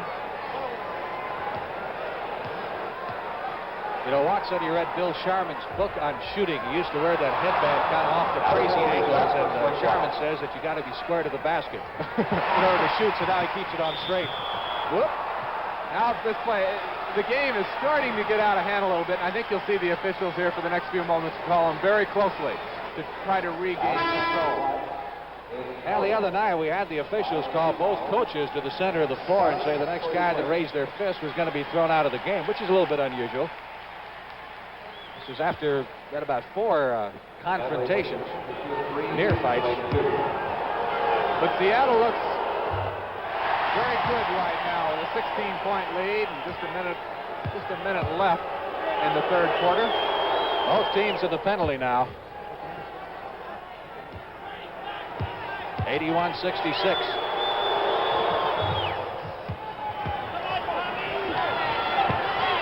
Burleson into Archie Clark.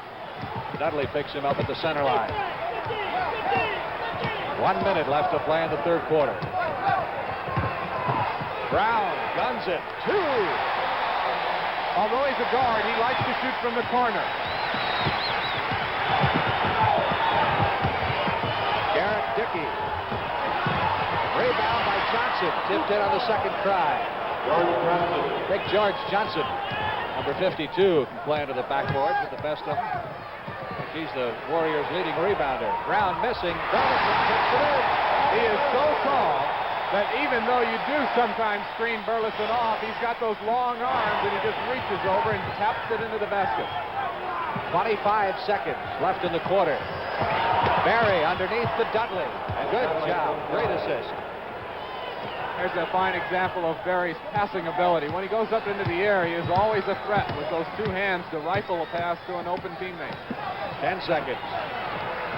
Shot clock and game clock the same. 5 seconds. Brown barrels in and out on him. Dudley going up. 1 second left to play in the quarter.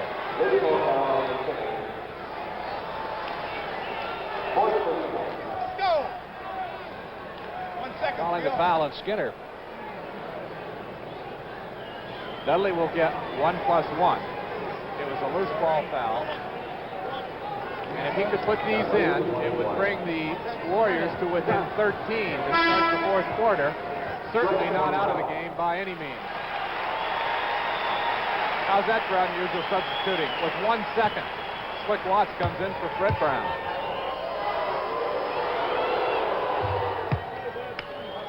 $11 points for Dudley. Almost a hometown product here, played at the University of Washington. That's it in the third period here at the Seattle Center. Capacity crowd of 14,000. The Sonics 19 straight sellout. Ecstatic with the Sonics 13-point lead.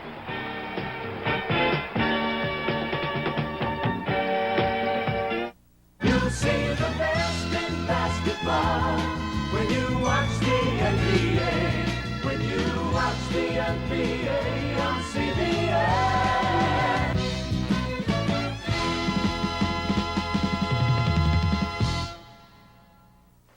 Hey, Mom, where's Dad? I don't know. He's half an hour late already. All units, I have a 1053 in Sector 5. Charlie 3 responding. Charlie 3, proceed to Route 6, overpass, probable injuries. Nancy, he comes at the table before your daddy gets home. What would your family do if one night you didn't come home? I have an injured and a possible fatal. Request 2 ambulances and a couple of wreckers. They're on their way. What would they do if you became the other guy in a car accident? 1098 here. Make notifications to the families involved. We at Money, Mutual of New York, know how reluctant some people are to discuss life insurance.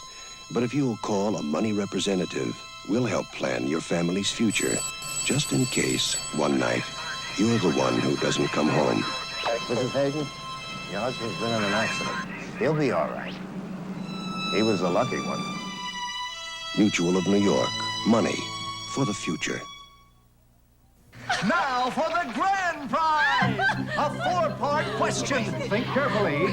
What car gets 30 miles per gallon on the highway? Gremlin! Who's the furthest on a tank of gas? Gremlin! Has the best resale value of any small car built in America? Gremlin! And is backed by the exclusive buyer protection plan! Where is it? The economical AMC Gremlin. It matches my dress!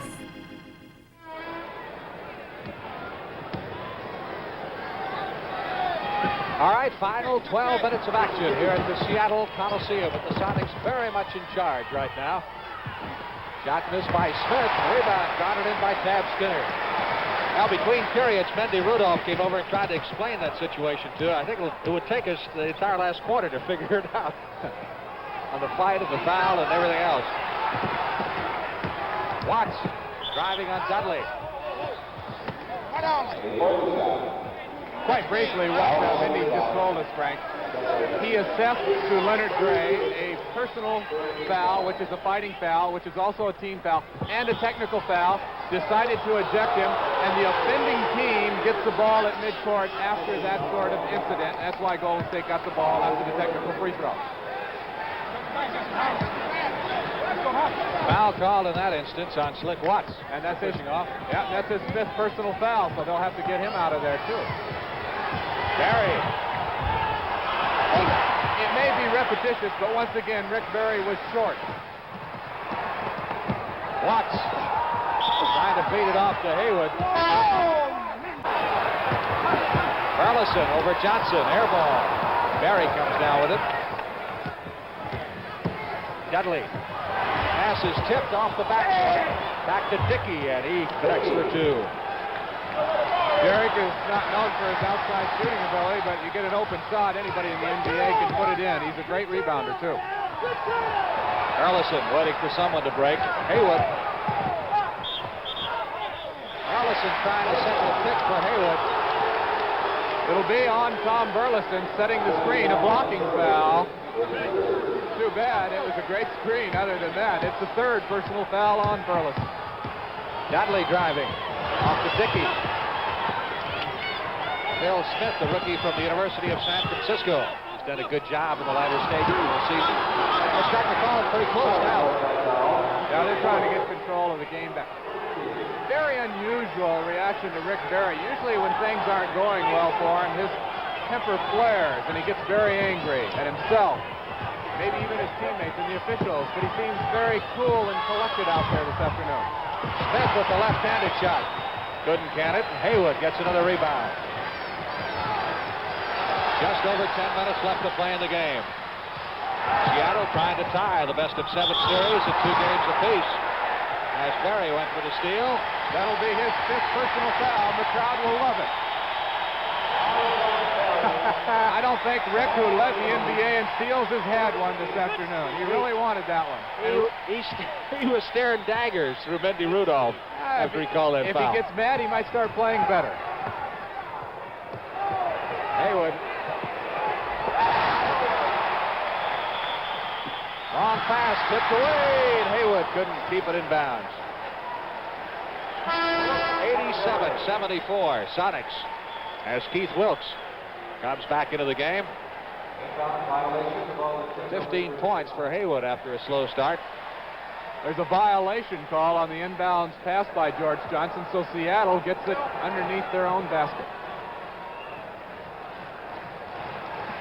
Brett Brown will throw it in. Oh, these Sonic fans really raising the roof now. Brown. Oh! He's warming up again like he was in that second period when he had 17 points. 89-74. Brown is 25 in the game. Leading scorer on either side. Calvin Skinner picks up the foul. And that's going to bring John Hummer off the bench into the game. At the next dead ball. Smith. Dickey. Burleson with the rebound. Fred Brown. Got it. Walking flat on his back. He loves to penetrate, and especially from the corner. Not the easiest place on the floor to shoot from, but he does it well. And Golden State will call timeout with 9 minutes and 16 seconds left to play in the game. Trying to regroup for a last discharge at the Sonics, who lead it 91-74.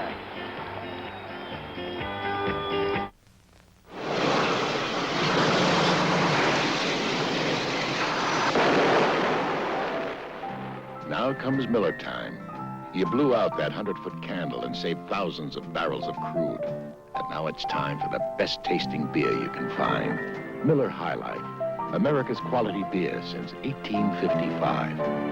If you got the time, if you got the time, we've got the beer. We want to show you something. The brilliant use of space inside the 1975 Honda Civic CVCC. Compare it with any other subcompact. How did we do it? We designed the Civic so there was more space devoted to the passengers than to the car. Or to put it another way, from the inside out. Honda Civic, what the world is coming to. Yeah, they just scored, so it is. Once again, a reminder, next Saturday afternoon, the one you've been waiting for, the Jimmy Connors John Newcomb Tennis Challenge match. $250,000 at stake in Las Vegas as we find out who is indeed the best tennis player in the world. You'll see it all here on CBS, beginning at 3:30 Eastern Time. Those are two aggressive tennis players, and we've got some aggressive basketball players this afternoon. 5 different players, each have 5 fouls. Keith Wilkes, Butch Beard, Rick Barry, Talvin Skinner, and Slick Watts. Gracie has come into the game for Golden State for the first time, number 22. This is Wilkes hitting. 91-76. Spencer Haywood driving on Dickey. Burleson at the free throw line has it knocked out of his hands. Good job by Dudley. Wow. Beating it off to Bracy, and Bracy fouled and turned by Archie Clark as he went for the layup. Clark didn't take any chances that time, knocking Bracy to the floor. Bracy, of course, is one of the many guards that Al Laddles has tried this afternoon, not only to try to get some offense, but to try to contain Fred Brown. Good job by Dudley getting that ball knocked out of the hands of Burleson. And he really lowers a boom on him there, does Mr. Clark. Golden State not only running out of time, but they're running out of timeouts. You're allowed 7 timeouts in a game, and as we come to the end, Golden State has only 2 left. Seattle 3. That's Rod Derline, number 21, hometown product who played his college basketball right here in Seattle. Good shooter. Into the game for the first time. Bracy on the free throw line for Golden State.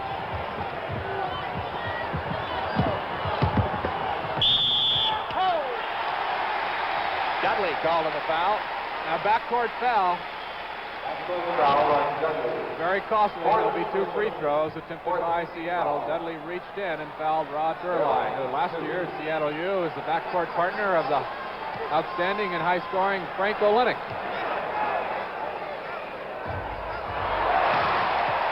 Warriors have 14 fouls here in the final period. The Sonics have 3. Basically, Frank, everything looks bad for the Warriors right now, including the fact that Rick Barry is on the bench, unable to shoot and score well today. Batted out of bounds by Fred Brown. Here comes the last-ditch effort by Rick Barry. He reports and comes into the game, and he is exchanging words now with someone at the scoring table. That's the Rick Barry I'm used to. Wilkes. To George Johnson. And Dudley loose under the basket for a minute, but they didn't see him. Wilkes up the lane. Somebody got him from behind. 2 forward down here, push going to the hole. He got the whole story right there. Spencer Haywood guilty. Right, Spencer Haywood. That's just his 3rd personal foul. Keith Wilkes at the free throw line this afternoon.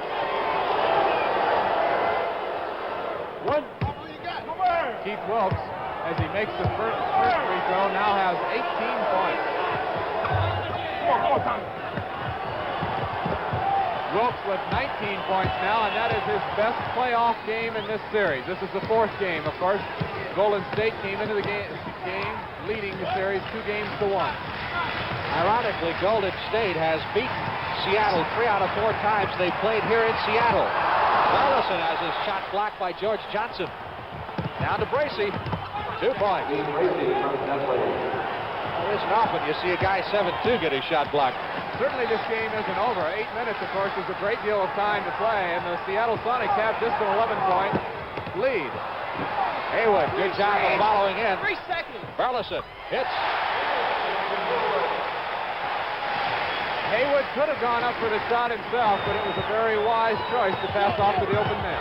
Burleson has 27 points as Keith Wilkes puts it up there and scores. Wilkes over the 20-point mark with 21. Brown driving on Dudley. Nice.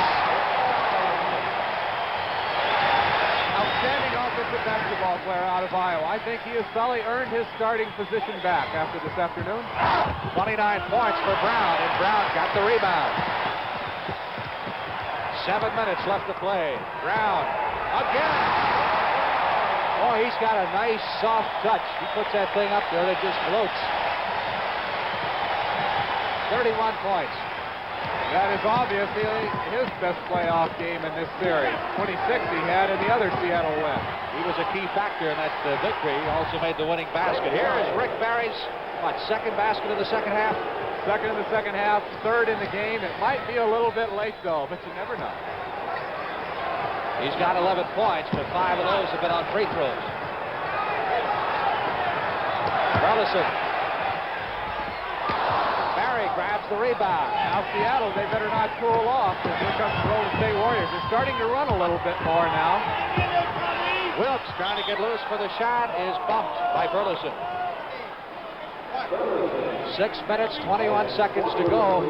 It'll be free throw. Warriors have got it down to 7 points now. Wilkes in the line, 1 and 1. 1+1 for Keith Wilkes. NBA Rookie of the Year candidate out of UCLA. It would probably be him or John Drew, although Tom Burleson, of course, in his late season surge would have to be given consideration if they would vote on the playoff performances, certainly. Rushed back in by Bill Russell is Slick Watts. He, of course, can help take control of the game, hopefully. Charlie Johnson comes back in and Dudley is out. The crowd understandably quiet, but hoping for Seattle to score a basket to get this lead a little more comfortable than it is. Hummer, number 42, into the game for the first time. That's Watts. Over to Brown. Around Johnson. Nope. Tracy. 3-on-2 situation. Golden State. Taps it off to Wilkes. Turnaround jumper. Blocked out of bounds by Watts. You would have thought Golden State would have got a pretty good shot off of that fast break opportunity, but they didn't handle it real well, and Watts made a fine block on Wilkes. When a player shoots from behind his ear or head like Wilkes, you can block the shot from the side even though you're not that tall, as Watts showed there. Wilkes driving around Haywood, trying to get loose, puts it up, no good. Burleson ripping it away from Wilkes. Down to Brown. Brett has it knocked out of his hands by Berry, and a foul is called on Berry. And every one of the 14,000 fans will wave goodbye to Rick Berry.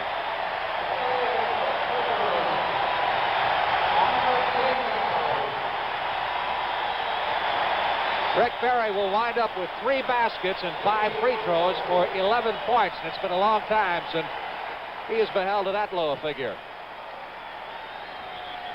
A long afternoon for the man who must hit to make the Golden State Warriors go. Bill Russell calling his Sonics around him as we have 5 minutes and 20 seconds left to play, and the Sonics with a 12-point cushion. I'm Wally Bruner of Wally's Workshop.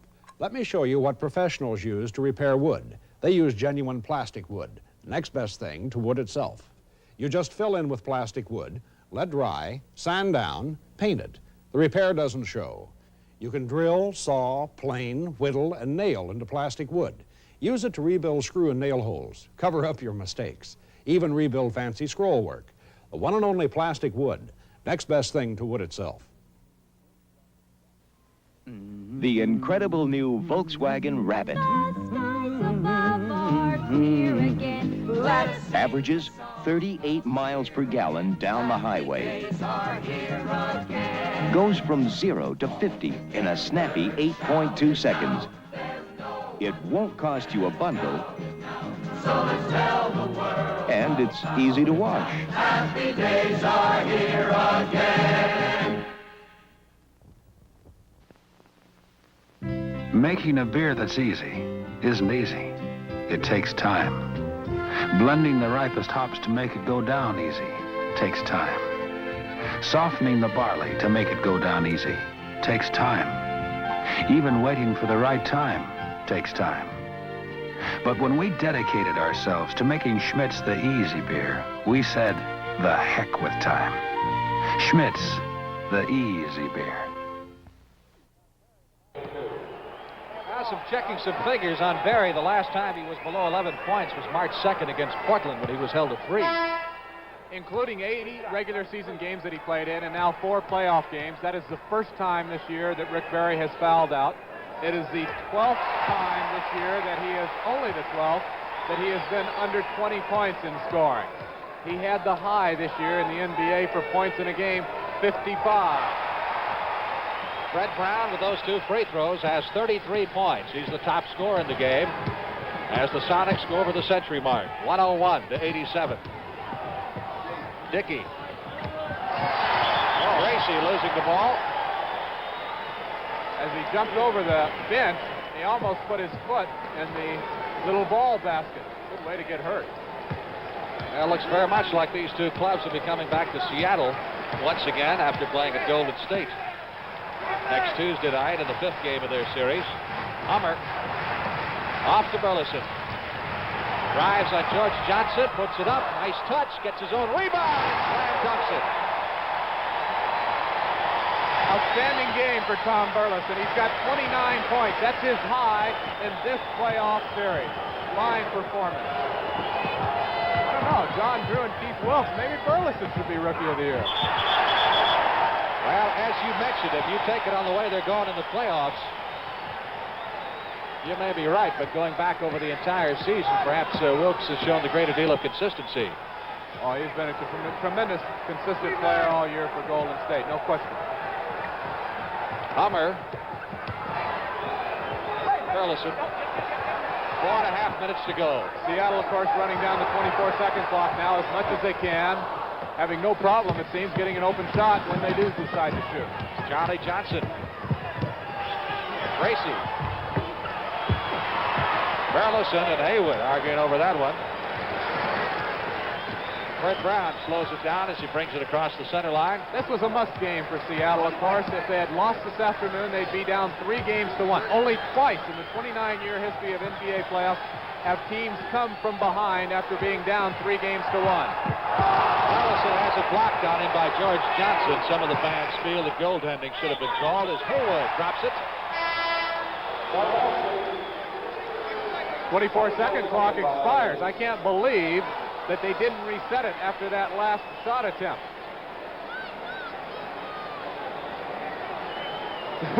Some of the fans now, instead of yelling at the officials, they're getting on their own scorekeepers and clock keepers down here.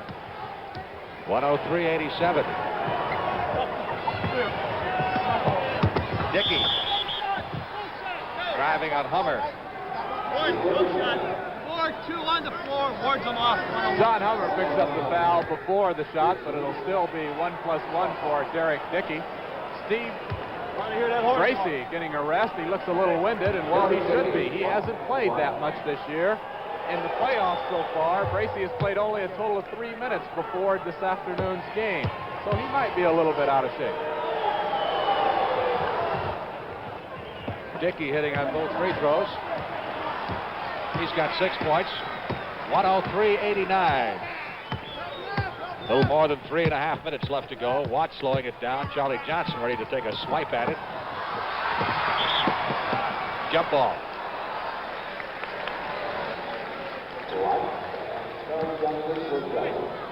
Seattle, of course, was outstanding when they beat the Detroit Pistons 2 out of 3 in a playoff series just before this one. They won both the games played here in Seattle, losing in Detroit. Now each team will have won and lost each one game on the respective home floors. Seattle is capable of beating Golden State at home. They've done it twice this year, which is more than any other NBA team can say.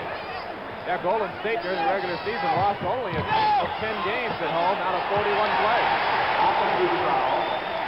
Offensive foul called against Golden State. 6 fouls on Keith Wilkes. Second Golden State Warrior player to foul out of a game, Bill Russell, and his assistant Bob Hopkins, obviously very pleased and confident at this stage. Wilkes fouls out with 22 points. Perhaps his best playoff performance from a scoring standpoint, but he's had to shoot a lot more today because of Barry's inability to hit the basket. Also had 9 rebounds. Yeah, I think he probably had to take more of the offensive load that he would like to have. 3 minutes left to play in the game. Haywood. Knocked out by Burleson. Seattle that time didn't run down the 24-second clock. Russell, with his arms up in the air, says, Spencer, why were you shooting? Let's run down the clock a little bit more. So you'll see him do that next time they get it. Charlie Johnson over Haywood, hitting from 23 feet. The lead is cut to 12. Well, stranger things have happened. And the team kind of laid like this down in the last couple of minutes. Brown. Shot clock is down to 5 seconds as Watts drives to the hoop. Great touch. Oh, you talk about putting a soft shot up there. Seattle seems to run down the clock and then get any kind of shot they want to. And they're all dropping today. Phil Smith double teamed off to Bridges, who has come into the game for Golden State. Fred Brown with the steal. Into Hummer. Haywood saves it. Now slows it down. 15 seconds to go, and Watts just staring at that shot clock. 2 minutes left to go on the game. 10 seconds on the shot clock. Brown. Smith grabs the rebound. Long lead pass, stolen again by Brown. George Johnson gets it back and put it away. 105 to 91, and now the chorus of appreciation rises from the Seattle SuperSonic fans as the clock winds down the last minute and a half. 10 seconds on the shot clock. Brown from the corner out to Watts with 4 seconds to go. He drills it.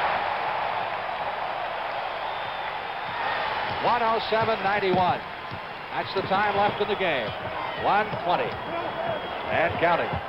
For Slick Watts, that's 11 points in the game and his best playoff game point-wise to date. Air ball put up by George Johnson. Haywood grabs the rebound. He's had a ton of them today. Smith contesting him at the center line. Off to Brown. 1 minute left to go in the contest. 10 seconds on the shot clock. Charlie Johnson hanging on to Watts. 18-footer. Foul will be on Burleson.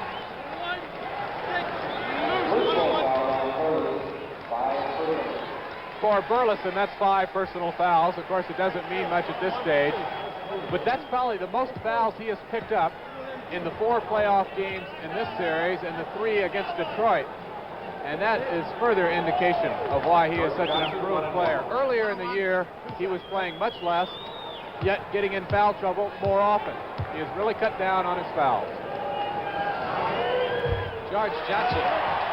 Greg, as you can see, he, like Rick Barry, and they are the only 2, shoots his free throws underhand. Only 2 in the NBA, I should add. Slick Watts putting a couple of moves on Charlie Johnson. 40 seconds left to play in the game. All over but the shouting now, as this series will be tied. Good move. Well, what's that have by Brown? When you're on defense like Golden State, you're overplaying, you're gambling. Sooner or later, someone's going to break open underneath. Charlie Johnson hits. That is 35 points for Brown, top scorer in the game. His high on the year is 40, which he got a couple of times. They'll just run it down, and Golden State will run it down as everyone in the Seattle Center Coliseum comes to their feet. They love their Sonics this afternoon. Shot clock in tune with the game clock here, 5 seconds. That'll Last shot of the game, and Brown winds up a perfect afternoon. for the Seattle SuperSonics as he rings the bell at the buzzer, connecting for his 37th point of the game as the SuperSonics rout the Golden State Warriors 111-94 and will send the series back to Oakland on Tuesday for Game 5.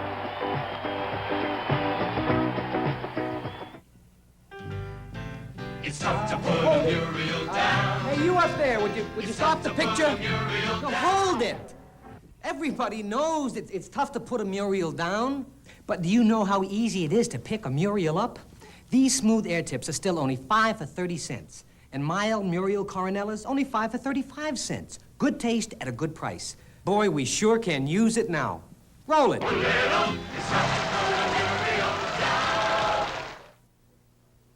How you feeling? Any pain? No. Ed Clark is going back to surgery. Fragile body tissue has failed to heal properly and ruptured. Can anything be done to help tissue heal? To help avoid still another operation? A mesh made of Marlex plastic interlaces with body tissue and gives it strength. Who developed the plastic that's helping patients avoid a return to surgery? The same company that makes fine products for your car. The Phillips Petroleum Company. Surprised? Frank Lieber along with Lynn Shackelford back at the Seattle Coliseum. 14,000 fans, the Sonics' 19th straight capacity crowd, filing out very happy on a rainy afternoon in Seattle as their Sonics are very much back in the picture in the NBA Western Conference semifinal playoff series with a resounding 111-94 victory over the Golden State Warriors. This, as we mentioned, sends the series back to Golden State for Game 5 of the series. That'll be scheduled on Tuesday night. The teams will come back here to Seattle on Thursday night for Game 6, and the 7th game, if necessary, will be played next Saturday afternoon. That'll be played in Oakland. Fred Brown, the leading scorer in the game with a tremendous offensive performance. He did not start the game, but he wound up pitching in 37 points, most of them on those patented long jump shots. Let's talk to Fred now and Lynn Shackelford. Lynn? With me here is obviously the game star, Freddie Brown. 37 points. Congratulations. That has to be one of the highlights of your NBA career so far. Well, I'm just glad we came out of the ball game with a win. You know, we really needed it. We blew the first one here, and we needed the second one going down to Golden State, you know. You came off the bench and got real hot in the second quarter, but I think after today you may have earned your starting position back. Well, I don't know about that. I've been coming off the bench lately because of I've had a sore shoulder, you know, but I've been coming off and trying to get into the floor of the game and do the best I can for the team. And I think your defense was outstanding today. Not only you, but the rest of the team. You obviously with your 37 points were great on offense, but you seem to control the tempo, and you obviously put Rick Barry, the clamps on him. Well, that's true. We felt that if we can put as much pressure on Rick Barry if we could, that it would take him completely out of the ball game, and everybody else would contribute on the scoring part of the game, and we'd come out as a winner. You got hot, and you got the hot hand going in the second quarter. You felt you could make anything you put up? Yeah, that's true. I felt I could make anything I put up because I was getting shots that were pretty much in my range, and my teammates were looking for me, and just hopefully, you know, I was glad that I was just hitting them. Brilliant performance today, Fred. Congratulations and good luck to you. Let's go now back to Frank Lieber. Thank you very much, Lynn. The final score once again here at Seattle, 111-94, the Sonics over the Golden State Warriors. Frank Lieber, along with Lynn Shackelford, saying so long from Seattle. Hey, there's mini wheats a coming. Oh, they're all American cereals. Made from natural wheat. Oh, they're crisp and toasted, sugar or cinnamon frosted mini wheats. They're neat little mini biscuits. Topped with plain frosting or brown sugar cinnamon. Plum tasty cereal. Part of a good, nutritious breakfast. Sure is. Oh, they're all American, sugar or cinnamon frosted mini wheats. From Kellogg's. Here's how it starts. You see someone with Kentucky Fried Chicken enjoy that first mouth-watering bite. Then you catch that irresistible aroma, and you just gotta get a taste for yourself. In this world, there's only one fried chicken that always tastes so finger-licking good. And you gotta say, hey, it's a Kentucky Fried Chicken Day. A Kentucky Fried Chicken Day.